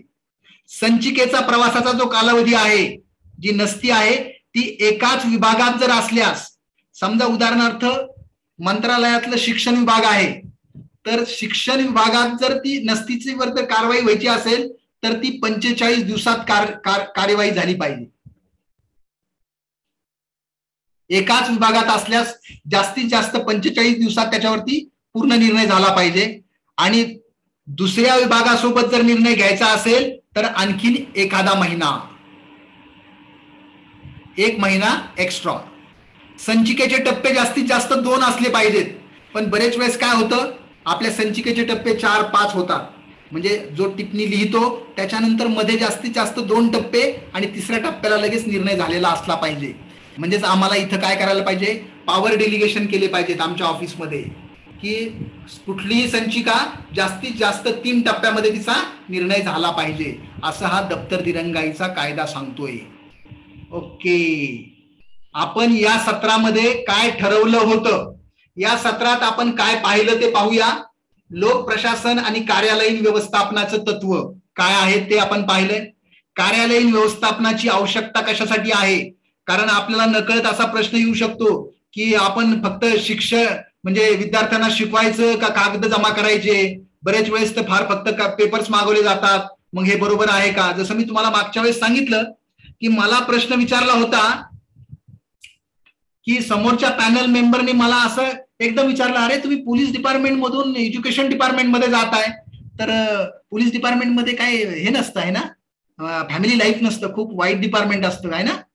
असं त्यांनी चेहरा वाकडा तिकडा करून त्या पॅनल मेंबरने विचारल्यानंतर त्यांना अपेक्षित होतं की मी हो हो करा. मात्र काय, अशा पद्धतीने आपल्या इथंही विचारू शकतात की ह्या पेपरचं याचं काय महत्व आहे हो, फक्त आपल्या विद्यार्थ्यांना शिकवणं महत्वाचं आहे. शिक्षकांनी एवढं अभिलेख ठेवणं योग्य आहे का, त्यांच्याकडून एवढं माहिती मागवणं योग्य आहे का. तर असे जर काही प्रश्न आले तर त्याच्यावरती आपल्याला या आजच्या सत्रामधून जे काय उत्तर जाईल ना, ते आपला अॅटिट्यूड चेक करणारं उत्तर असलं पाहिजे. ते आपला अॅटिट्यूड चेक करणार आहेत की अरे याचा म्हणजे लोक प्रशासनाच्या प्रती किंवा कार्यालयीन व्यवस्थापनाच्या प्रती याचा अॅटिट्यूड काय आहे हे ते चेक करू शकतात. मूलभूत कार्यालयीन कामं, बेसिक वर्क आहे साहेब, ते बेसिक वर्क आहे. कुठलंही ऑफिस माहिती जे मागवतं ती माहिती उगाच कुणाला तरी त्रास द्यायचा म्हणून माहिती मागवली जात नाही. ती जी काय माहिती आहे त्या माहितीवरती संस्कार केले जातात, त्याच्यावरून वरिष्ठ कार्यालयाला निर्णय घ्यायला सोपं जातं, धोरण ठरवता येतात. म्हणून हे कार्यालयीन मूलभूत कामं आहेत. टपालाचं व्यवस्थापन, नसती आणि टिप्पणी पाहिल्यात आपण. पत्रव्यवहाराचे 10 प्रकार तुम्ही परत एकदा ते पाहू शकता. 6 बंडल सिस्टीम तुम्हाला थोड्याफार प्रमाणात समजली असेल असं मी समजतो. अभिलेख वर्गीकरण काय आहे आणि दप्तर दिरंगाई कशी आहे, या साऱ्या बाबी आपण इथं पाहिल्यात. हा माझा कॉन्टॅक्ट नंबर आहे, संजय मगर, 94 22 72 37 37. माझं युट्यूब चॅनल आहे संजय मगर नावाने, आणि या युट्यूब चॅनलवरती माझे सर्व हे जे युट्यूब चॅनल आहे ते महाराष्ट्र शासनातले अधिकारी, कर्मचारी, पालक, शिक्षक, त्याच्यानंतर विद्यार्थी यांच्यासाठी वाहिलेलं हे चॅनल आहे. यावरती आपण जो काय त्रिकोण पाहायला सुरुवातीला, त्या त्रिकोणामधील या ज्या बाबी आहेत यावरती तुम्हाला माझे व्हिडिओज पाहायला मिळतील. जे काय कार्यक्रम झालेत पाठीमागे 150-200 कार्यक्रम आम्ही विविध शाळांसाठी घेतले, त्या कार्यक्रमातले व्हिडिओज वगैरे तुम्हाला त्यावरती पाहायला मिळतील. एक मिनिट, मी तुम्हाला पाठीमागे फक्त एक गोष्ट दाखवतो. हा जो काय आपण त्रिकोण पाहिला होता, या त्रिकोणातल्या हा जो काय सॉफ्ट स्किल किंवा लाईफ स्किल जे आहे, सिव्हिल सर्व्हिसेस अप्टिट्यूड स्किल, जे राज्यसेवेचे उमेदवार आहेत, म्हणजे ज्यांना आम्ही एमपीएससी आणि युपीएससी द्वारे जे निवडलेले उमेदवार असतात त्यांचा बेस पाहिला जातो पूर्ण. त्या विद्यार्थ्यांचं तांत्रिक बाबी पाहण्याचा प्रश्नच येणार नाही, कारण ते त्या डिपार्टमेंटला नाहीतच किंवा या प्रशासकीय बाबी पाहता येत नाहीत. म्हणून त्यांचं पूर्ण इंटरव्ह्यू मध्ये जे चेक केलं जातं ते CSAT, civil services aptitude skill, ज्याला आम्ही सॉफ्ट स्किल म्हणतो. माझ्या संजय मगर नावाच्या युट्यूब चॅनलवरती तुम्हाला हे सर्व पाहायला मिळेल. शक्य असल्यास तुम्ही भेट देऊ शकता, आवडल्यास तुम्ही सबस्क्राईब करू शकता, तुमचे अभिप्राय त्याच्यामध्ये नोंदवू शकता. आता आपण हे जे काय सत्र झालं त्या सत्राच्या विषयी तुमचे काही प्रश्न असतील तर ते घेणार आहोतच, पण त्यापूर्वी आपण एक फीडबॅक घेऊया. तो असेल ऑडियन्स पोल. तुमच्या समोर एक पोल दिसेल, 2-3 प्रश्न असतील. तुम्हाला त्या प्रश्नांची उत्तरं तुम्हाला जे वाटतंय ते तुम्ही लिहू शकता. कुणाची उत्तरं आपण इथं पाहणार नाहीत, फक्त तुमच्यापैकी कुणाला काय जाणवलं आजच्या सत्रातून, कुणाला काय जाणवलं, किती टक्के लोकांना काय जाणवलं ते मात्र आपण शेअर करणार आहोत. तुम्ही निसंकोचपणे तुम्ही लिहू शकता की या सत्रातून तुम्हाला काय मिळालं. पहिलं आहे की हे सत्र फक्त मनोरंजन झालं असं जर एखाद्याला वाटलं की या सत्रातून काही नाही फक्त करमणूक झाली तर तुम्ही त्याला टिक करू शकता. कुणाला वाटलं की नाही फक्त नॉलेज मिळालं त्याला तुम्ही टिक करू शकता. कुणाला वाटलं की उद्बोधन झालंय म्हणजे आम्हाला एनलाइटनमेंट, अरे आम्हाला क्लिक झालं की अरे असं असतं काय, हे यासाठी आहे का हे, असं जर तुम्हाला क्लिक झालं असेल काही तर त्याला तुम्ही उद्बोधन म्हणू शकता. कुणाला वाटलं की नाही मोटिवेशन मिळालं, फक्त मोटिवेशन, त्याला क्लिक करू शकता. मात्र काही जणांना असं वाटलं की नाही आम्हाला या 4ही बाबी थोड्याफार प्रमाणात मिळाल्यात तर तुम्ही वरीलपैकी सर्व म्हणू शकता. आणि तुम्हाला जर वाटलं की यापैकी काहीच मिळालं नाही आम्हाला तर त्याला सुद्धा तुम्ही टिक मार्क करू शकता. हे आपण जाणीवपूर्वक यासाठी पाहतोय कारण इव्हॅल्युएशन करतोय आपण की आपल्या या झालेल्या सत्रातून तुमच्यापर्यंत काय पोहोचलं, आम्हाला याच्यामध्ये काय बदल करता येईल, यासाठी आपण हे इव्हॅल्युएशन करतोय. अर्थात हे आपण इथं लगेच ताबडतोब पाहणार आहोत. जर आपण समोरासमोर असतं तर हे करता आलं नसतं. म्हणजेच आपण खरं तर या कोरोनामुळे आणि या झूमचे खरंच आपण आभार मानले पाहिजेत. दुसरा प्रश्न आहे फीडबॅकचा, या सत्राचा आपणास किती प्रमाणात उपयोग होईल, तुम्हाला काय वाटतंय? आता जे सत्र झालं कार्यालयीन व्यवस्थापन, अभिलेख व्यवस्थापन, याचा उपयोग तुम्हाला किती होईल असं वाटतं? प्रांजळपणे तुम्हाला जे वाटतं ते तुम्ही लिहू शकता. म्हणजे मला काय वाटेल, गाडेकर सरांना काय वाटेल, आकाश सरांना काय वाटेल, अरे मग असं काही विचार न करता तुम्ही प्रांजळपणे तुम्ही लिहू शकता. तुम्हाला वाटलं काहीही उपयोग होणार नाही त्याला क्लिक करा. तुम्हाला वाटलं नाही फक्त 25% उपयोग होईल त्याला तुम्ही क्लिक करू शकता. तुम्हाला वाटलं 50% उपयोग होईल त्याला क्लिक करू शकता. 75% उपयोग, किंवा एखाद्याला वाटलं की नाही अरे हे खूप कामाचं सत्र होतं तर तुम्ही त्यालाही टिक मार्क करू शकता. आणि तिसरा प्रश्न असा आहे, या सत्रातील ऑडिओ कसा होता, तुमच्यापर्यंत माझा आवाज येत होता का, यातला व्हिडिओ कसे होते, म्हणजे जे प्रेझेंटेशन तुम्हाला दिसत होतं, कंटेंट कसा होता, कंटेंट म्हणजे मी जे बोलत होतो ते आणि जे समोर तुम्हाला वाचायला मिळत होतं ते कंटेंट, आणि प्रेझेंट करायची पद्धत, जे आम्ही प्रेझेंट करत होतो त्याची क्वालिटी कशी होती, ओव्हरऑल तुम्हाला क्वालिटी कशी होती, ऑडिओ, व्हिडिओ, कंटेंट आणि प्रेझेंटेशन, या 4 बाबीचा विचार करून जर गुड होती, बेटर होती, बेस्ट होती का दी बेस्ट होती, गुड म्हणजे सर्वात कमी आणि दी बेस्ट म्हणजे सर्वात चांगली, मग गुड होती, बेटर होती, बेस्ट होती का दी बेस्ट होती, यावर तुम्ही लिहू शकता. जवळपास 70% ऑडियन्सनी याचा उपयोग केलाय. मला अशी अपेक्षा आहे की आपल्या 100% लोकांनी या ऑडियन्स पोलचा उपयोग करावा. कारण आपण हा ऑडियन्स पोल ज्या ठिकाणी बाहेर घेतो त्यावेळेस ठीक आहे 60-70% लोक याचं लिहितात, पण या ठिकाणी मात्र 100% ऑडियन्सनी याची उत्तरं द्यावीत असं अपेक्षित आहे. कारण काय, आपल्याला अनालिसिस करता येईल की काय होतंय नेमकं, काय चाललंय ते असंच चाललंय, यातनं तुमच्यापर्यंत किती पोहोचतंय, आम्हाला काय समजतंय हे समजण्यासाठी तुम्ही सर्वांनी तुमची उत्तरं खाली लॉक करा, सबमिट करा उत्तरं. एक अर्ध्या मिनिटामध्ये आपण ते लॉक करतोय. 76% पार्टिसिपंट झालेत, 76%. ओके, मी थांबवतो इथं आणि आपण पाहूया शेअर रिझल्ट. रिझल्ट शेअर करतोय, तुम्हाला दिसतोय का रिझल्ट? येस किंवा नो टाईप करा चॅट बॉक्स मध्ये जर दिसत असेल तर. ओके ओके, हा, आपल्या या सत्रातून काय मिळालं? मनोरंजन झालं असं एकही. गाडेकर साहेब धन्यवाद, अभिनंदन तुमचं, कारण तुम्ही एवढे जे काय मेहनत घेताय. आणि बरोबर आहे, आपण हे कुठलाही करमणूक करावी असा आपला हेतू नाही. फक्त ज्ञान मिळालं असं 10% ऑडियन्स म्हणतोय, फक्त उद्बोधन झालं असं 7% ऑडियन्स म्हणतोय, फक्त मोटिवेशन मिळालं 3% ऑडियन्स म्हणतो, 80% ऑडियन्स म्हणतो की वरीलपैकी 4ही बाबी थोड्याफार प्रमाणात मिळाल्यात. ओके, धन्यवाद. या सत्राचा आपणास किती प्रमाणात उपयोग होईल? काहीही उपयोग होणार नाही असा एकही ऑडियन्स नाही. 25% उपयोग होईल असं म्हणणारा 2% ऑडियन्स आहे, 50% उपयोग होईल असं म्हणणारा 2% ऑडियन्स आहे, 75% उपयोग होईल असं म्हणणारा 10% ऑडियन्स आहे, आणि 100% उपयोग होईल असं म्हणणारा 86% ऑडियन्स आहे. ओके, धन्यवाद.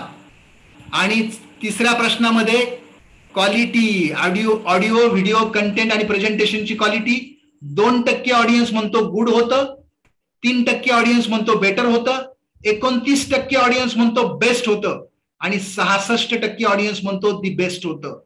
ओके, धन्यवाद. हे सारं तुमच्या समोरच आहे. मी या ठिकाणी हा रिझल्ट स्टॉप करतो, रिझल्ट थांबवतो आणि माझ्या बाजूने हे प्रेझेंटेशनही थांबवतो. परत एकदा सर्वांचे आभार मानतो. विशेषतः गाडेकर सरांचे मी आभार मानतो, कारण हे प्रेझेंटेशन मी फक्त आतापर्यंत ऑफलाईन केलेलं होतं. वेगवेगळे जे काय प्रशासनातल्या ज्या प्रशिक्षण संस्था आहेत, मग ती यशोदा असेल किंवा मग पैठणची प्रबोधिनी, नाशिकची प्रबोधिनी किंवा आमचे लातूरची प्रबोधिनी, या ठिकाणच्या प्रशिक्षण संस्थांमध्ये मी हे ऍडमिनिस्ट्रेटिव्ह जे प्रशिक्षण आहेत त्यासाठी ऑफलाईन घेतलं होतं. ऑनलाईन हे सत्र घेण्याची माझी आज पहिलीच वेळ होती, अर्थात सॉफ्ट स्किलचे प्रेझेंटेशन झालेले होते. तरी खूप छान सर्वांचं सहकार्य लाभलं. या ठिकाणी मी माझ्या बाजूने थांबतो आणि आता कुणाचे काही प्रश्न असतील तर ते आपण घेऊया. धन्यवाद. दोघांनी हँड राईज केलेला आहे, कृपया प्रश्न विचारा.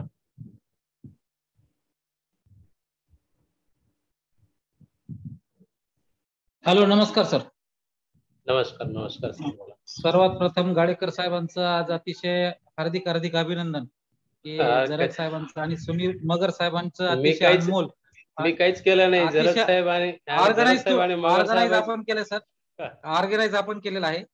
अतिशय माहितीपूर्ण, अतिशय अभ्यासपूर्ण असं दोघांचंही आम्हाला मार्गदर्शन लाभलं.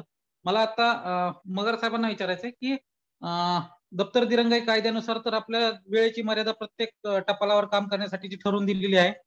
कार्यालयीन व्यवस्थापनाच्या सुद्धा आपण अतिशय अचूक मुद्दे सांगितले.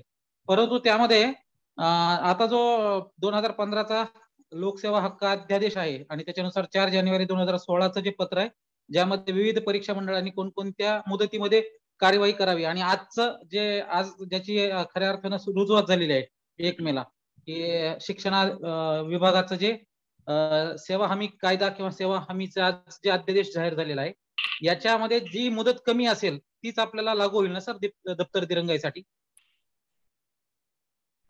यस यस, त्या कायद्यामध्ये जे काय सांगितलं ते अगोदर आपण पाळायचंय. ज्या कायद्यामध्ये जी मुदत सांगितली ती मुदत महत्वाची आहे, आणि त्यानंतर हे जनरल अभिलेख जे आहे त्याच्यासाठीची ही मुदत आता जी आपण पाहिली ती. जे काय आता तुम्ही लोकसेवा हक्क अधिनियमामध्ये एज्युकेशनच्याही काही सेवा आल्यात, त्या सेवेनुसार त्याच्यामध्ये दिलेली जी मुदत आहे ती तुम्हाला पाळावीच लागेल. त्याचा आणि याचा काही संबंध नाही. ठीक आहे, येतोय आवाज सर? येतोय आवाज सर. माझं सर विचारायचं आरडी माझं सर.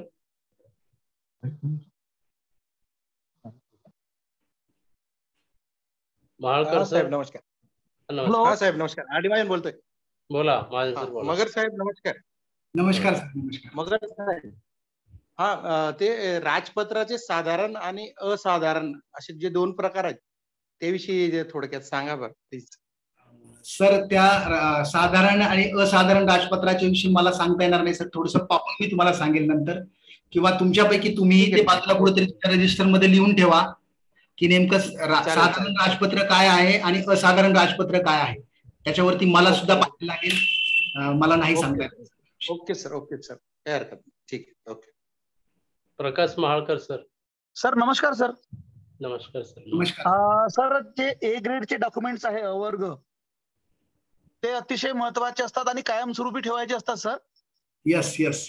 पण काही डॉक्युमेंट असे आहे की ते जीर्णावस्थेमध्ये आहे. तर अशा स्थितीमध्ये सर मग आपण काय प्रोव्हिजन आहे त्याची? ते कायम राहिले पाहिजे, पण आजच्या घडीला ते नाही राहू शकत, कायम जीर्ण झालेले आहे. डिजिटल त्याला करू शकतो आपण. अच्छा, डिजिटल करण्यासारखे पण समजा सर काही सिच्युएशन नाही आहे, एकदम पेजेस वगैरे इकडे तिकडे विस्कळीत झालेले आहे. सर आता या असा जर प्रश्न आला तर तुम्ही काय उत्तर देऊ शकाल सर? तुम्हाला काय वाटतं या प्रश्नामध्ये? त्यांना फक्त चेक करायचंय की या व्यक्तीचा अटिट्यूड कसा आहे, हा काय उत्तर देऊ शकतो. तुम्हाला काय वाटतं सर? तुम्ही काय सांगाल? आपण कृपया गाईड करावं असं वाटतंय सर मला आत्ताच्या घडीला. या घडीला हेच सांगू शकतो आपण की त्याला डिजिटल करता येऊ शकतं. जीर्ण झालेलं डॉक्युमेंट जरी असेल तर त्याला आपण खाली एक पेपर लावून, आपण जर ठरवलं तर कितीही तुकडे झालेले जरी असले तरी आपण त्याला एक खाली पेपर लावून करू शकतो. आणि आपण इंटरव्ह्यू मध्ये सांगू शकतो की हो सर, कितीही जीर्ण झालेले डॉक्युमेंट असेल तर मी त्याला करेल सर. त्याला अगोदर पेपरवरती घेईल, त्याला पूर्ण चिकटवेल आणि त्याला डिजिटल. हे आपलं उत्तर त्याच्यापर्यंत गेलं पाहिजे. आता सर मला असं सर मांडायचं आहे. Yes sir. सांगा सर. प्रोव्हिजन कायद्यामध्ये काही वेगळी प्रोव्हिजन आहे का सर, की जे अतिशय जीर्ण झालेलं आहे याला काही असं त्याचं पुनर्लेखन किंवा असं काही वेगळं करता येतं का? नाही सर, नाही. त्याला डिजिटल करता येऊ शकतं. डिजिटल करता येऊ शकतं. डिजिटलायझेशन जर केलं तर ते राहू शकतं. Yes sir. Yes sir. त्याला लॅमिनेशन करता येईल का साहेब? लॅमिनेशन पण करून ठेवता येईल सर. सर प्रोव्हिजन आहे का वेगळी असं मला म्हणत होत सर? डिजिटलायझेशनची प्रोव्हिजन आहे. जी जी. Yes yes yes. आपण पूर्ण डॉक्युमेंट हे digital. Okay sir. Okay. Thank you sir. Thank you.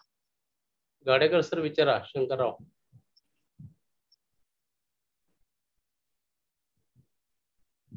त्यांना अनम्यूट करा. गाडेकर सर.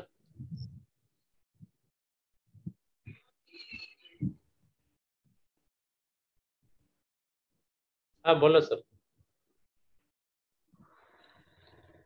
सर आवाज येतोय? हो येतो बोला सर. हा नमस्कार सर. नमस्कार. हा आज जे सेशन झालं ते खरं तर जे सरकारी कर्मचारी जेवढ्याही डिपार्टमेंटचे आहेत त्या सगळ्यांसाठीच आजचं सेशन असल्यासारखं वाटलं आम्हाला. तर नक्कीच हे 100% आजच्या सेशनचा भरपूर असा फायदा होणार आहे. तर मगर सरांनी टिप्पणी लेखना संदर्भात सुद्धा मार्गदर्शन केलं. तर टिप्पणी लेखन करत असताना आपण जे संदर्भ लिहिणार आहे, समजा 4 संदर्भ जर लिहायचे असतील तर ते 4 संदर्भ लिहित असताना असं काही प्रोटोकॉल आहे का, किंवा कुठला संदर्भ अगोदर लिहिला पाहिजे, कुठला संदर्भ त्यानंतर लिहिला पाहिजे? तर याचं काही असं प्रोटोकॉल असेल तर ते सरांकडून जाणून घ्यायचं आहे.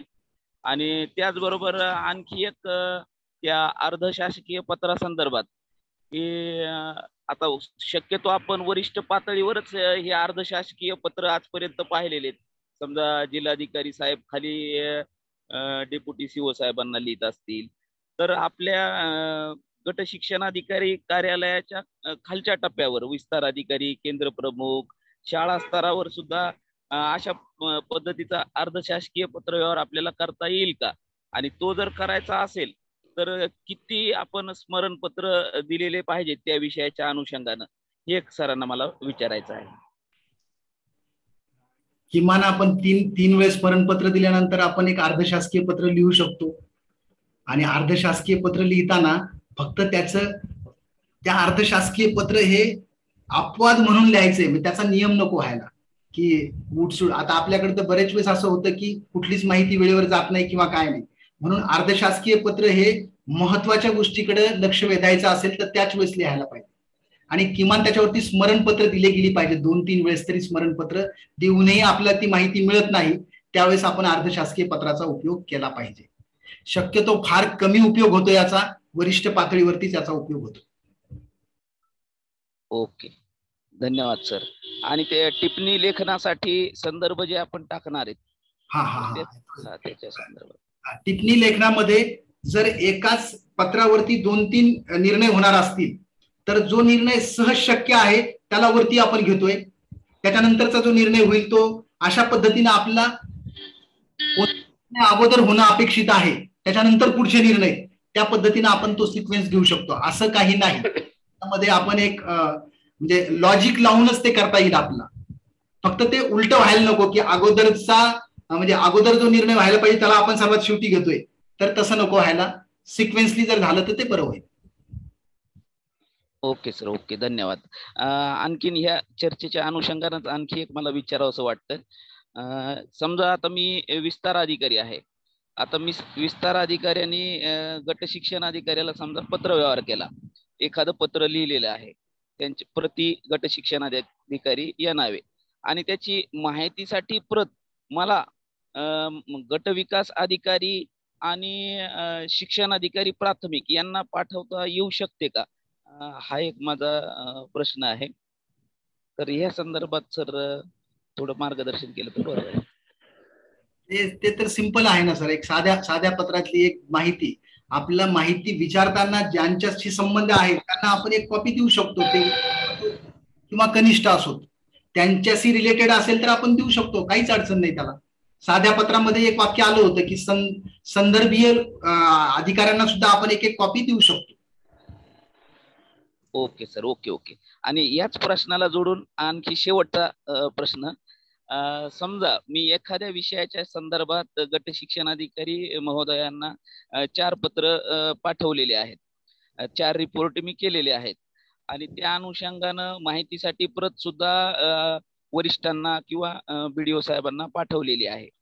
तर या अनुषंगानं कार्यालयाकडून काय नेमकी कार्यवाही झाली किंवा नाही झाली, तर ते समजा मला माहीतच झालेलं नाही, तर ह्या अनुषंगानं मला एखादं गट शिक्षणाधिकारी साहेबांना एक विनंती पत्र मला लिहिता येईल का?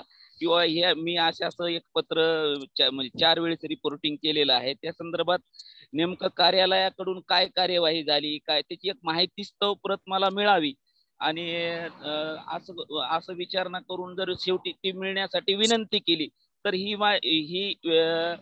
विनंती आपल्या ह्या प्रोटोकॉलला धरून रास्त ठरेल का तो वरिष्ठांचा अवमान ठरू शकेल? ही एक शेवटचा प्रश्न मला विचारायचा होता सर. याच्यामध्ये कसं आहे की ते आपले लगेच नेक्स्ट बॉस आहेत इथं, म्हणजे एवढं एक वातावरण असं कौटुंबिक वातावरण तयार व्हायला पाहिजे की हा जो तुमचा प्रॉब्लेम आहे तो प्रॉब्लेम म्हणजे तुमचा कुणाशी रिलेटेड आहे त्याच्यावरती डिपेंड आहे. ते वैयक्तिक तुमचं पत्राशी, तुमच्या वैयक्तिक सर्व्हिस मॅटरशी संबंधित आहे का विद्यार्थ्यांशी किंवा शाळेशी संबंधित आहे? जर ते शाळेशी संबंधित असेल, आपल्या डिपार्टमेंटशी संबंधित असेल आणि तुमचा हेतू जर तसा असेल, इंटेन्शन चांगला असेल तर तुम्ही विचारू शकता. पण आपल्या वरिष्ठांबरोबर हे सारं करताना सारं शेवटी जपूनच करायला लागेल. शेवटी तर काय कोणीही कुणाला पत्र लिहू शकतो, तिथं तर काय म्हणजे अडचणच नाही काही. पण त्याचा हेतू काय आहे, इंटेन्शन काय आहे, ते नेमकं आपल्या स्वतःचं सर्व्हिस मॅटर आहे का आपल्या विभागाशी संबंधित एखादा विषय आहे, त्याच्यावरती ते डिपेंड आहे. त्याच्यामुळे ते करू तर शकतो आपण, पण ते करायचं का नाही करायचं हे शेवटी आपल्याला ठरवावं लागेल. सर मला असं वाटतं की धन्यवाद. हे वैयक्तिक प्रश्न आहेत, तर मगर साहेबांनी त्यांचा मोबाईल नंबर दिलेला आहे. अजून काही प्रश्न असतील तर आपण त्यांच्याशी वैयक्तिक फोनवर बोलू शकता. नमस्कार. आज विचारा, उद्या विचारा. नमस्कार. साहेब नमस्कार. नमस्कार. नमस्कार. शेवटचा प्रश्न आता बोला सर. साहेब एक प्रश्न होता माझा. हॅलो. हा हा हा आर डी महाजन बोलतोय साहेब. बोला. मगर साहेब एक प्रश्न होता. टिप्पणी लिहिताना बऱ्याचदा आपले लिपिक मंडळी काय करते, अशी सविस्तर न लिहिता अति शॉर्ट मध्ये लिहिते किंवा त्यांचं मत ते व्यक्त करत नाही. म्हणजे कायद्यानुसार त्यांनी त्यांचं मत व्यक्त करणं किंवा ते काय शासन निर्णय आहेत, कायद्यात काय प्रावधान आहे ते नमूद करणं आवश्यक असतं की नाही? यस यस, ते नमूद करणं आवश्यक आहे. त्यांनी नमूद करायला पाहिजे. नमूद करून त्यांनी त्यांचं स्वतःचं मत पण दिलं पाहिजे, हे करणं योग्य आहे किंवा योग्य होणार नाही. पण जनरली काय होतं, प्रत्येक जण हे कातडी बचाव धोरण अवलंबतो आणि निर्णय सादर बस ते ठीक आहे. अशा पद्धतीचं अनुकरण केलं जातं. नमस्कार सर. नमस्कार. नमस्कार सर. नमस्कार. हा, वेखंडे बोलतो, शहापूर ठाणेवरून. बोला मगर सर. नमस्कार. नमस्कार. अतिशय सुंदर आणि दैनंदिन कार्यालयांचं कामकाज त्यासाठी अतिशय उपयुक्त असं हे सत्र झालेलं आहे. माझे 2 डाऊट्स आहेत सर फक्त. मगर सर विचारा, मी ऐकतोय, विचारा. बरेच वेळा डिओ लेटर असा बऱ्याच वेळा उल्लेख आढळतो. हे डिओ लेटर म्हणजे अर्ध शासकीय पत्र असावं असं मला वाटतं. Yes sir. त्याचं जर फुल फॉर्म वगैरे भेटलं तर ते नंतर सांगा, म्हणजे डिओ लेटर एक्झॅक्ट काय आहे ते. ओके. आणि दुसरं असं वाचण्यात आलं होतं की टिप्पणी लिहिताना जे आपण संदर्भ समासामध्ये देतो त्यांची जी रचना आहे ती कालानुक्रम, म्हणजे पहिला जो शासन निर्णय असेल, आफ्टर दॅट सेकंड शासन निर्णय येतो किंवा परिपत्रक येतो, त्यांची जी असेंडिंग ऑर्डरने त्याची आपण रचना समासामध्ये करत असतो. हा. बोला सर, बोला. हा, तर हे टिप्पणी लेखनाच्या दृष्टीने योग्य आहे ना? शासन असेंडिंग ऑर्डरने त्याची आपण मांडणी करत जात असतो. Yes sir. Okay. Demi official letter आहे. Hello. Demi official letter. Okay. Thank you sir. Okay, धन्यवाद. धन्यवाद सर. आपण हा वेबिनार या ठिकाणी थांबूयात. भरपूर वेळ झालेला आहे. मला असं वाटतं की 10:15 होत आहे. म्हणजे 7:30ला आज वेबिनार सुरू झाला होता. आज 10:15 वाजता संपतोय. 2.5 तास जवळजवळ कार्यक्रम आपला चाललेला आहे आणि मला वाटतं सगळ्यात 8 सेशन मध्ये सगळ्यात मोठा सेमिनार आज आपण त्या ठिकाणी घेतलेला आहे. 1-2 गोष्टी फक्त मी ब्रीफ करतो. शाळा प्रशासक नियुक्तीच्या संदर्भात जो ऍक्ट आहे तो ऍक्ट आपण थोडासा लिहून घ्यायला हरकत नाही. दी महाराष्ट्र एज्युकेशन इन्स्टिट्यूशन ऍक्ट 1976 हा एक ऍक्ट. त्याच्यानंतर संस्था हस्तांतरण करतो तो ऍक्ट आहे महाराष्ट्र एज्युकेशन इन्स्टिट्यूशन कंसामध्ये ट्रान्सफर ऑफ मॅनेजमेंट ऍक्ट 1971. 1971च्या कायद्यान्वये फोर्सफुली मॅनेजमेंट हे ताब्यात घेता येतं शासनाला, फोर्सफुली. आणि तिसरं जे आहे, जर दोन्ही संस्था जर हस्तांतर करायला तयार असेल तर अशा वेळेला आपण SS कोड मधलं 12.1 ते 12.5 ही कलम त्याच्यामध्ये वापरतो. हे लक्षात घ्या. कदाचित हा प्रश्न विचारला जाऊ शकतो की मॅनेजमेंट ट्रान्सफर करायचे तर कोणकोणते? 71 फोर्सफुली, बळजबरीनं ताब्यात घेणं, आणि सहमतीनं 2 एक संस्था दुसऱ्या संस्थेला जोडल्या जात असेल तर मग अशा वेळेला धर्मदाय आयुक्ताचं NOC प्रमाणपत्र, कर्मचाऱ्याचे NOC, वर्तमानपत्रात जाहिरात देणं, असे प्रकार करून आपण हे एक संस्था दुसऱ्या संस्थेला जोडू शकतो. त्याच्यामध्ये मात्र SS कोड 12.1 आणि 12.5 या कलमांचाच त्या ठिकाणी वापर केला जातो. ही गोष्ट लक्षात घ्यायची. एक प्रश्न यांनी विचारला होता, सिरसाट प्रभारी गट शिक्षण अधिकारी कन्नड औरंगाबादचे आहेत का? ते आहेत का? झोपलेत? अत्यंत चांगला प्रश्न विचारला त्यांनी. म्हणजे जरग साहेबांकडून सांगायचं राहून गेलं की अल्पसंख्याक शाळेवर प्रशासक नेमता येत नाही, पण ते हुशार असेल की त्यांनी ही गोष्ट डायरेक्टली आमच्या निदर्शनास आणून दिली नाही. असं विचारलं नाही त्यांनी की अल्पसंख्याक शाळावर प्रशासक नेमता येतो का, तर त्यांनी वेगळ्या पद्धतीने तो प्रश्न विचारला.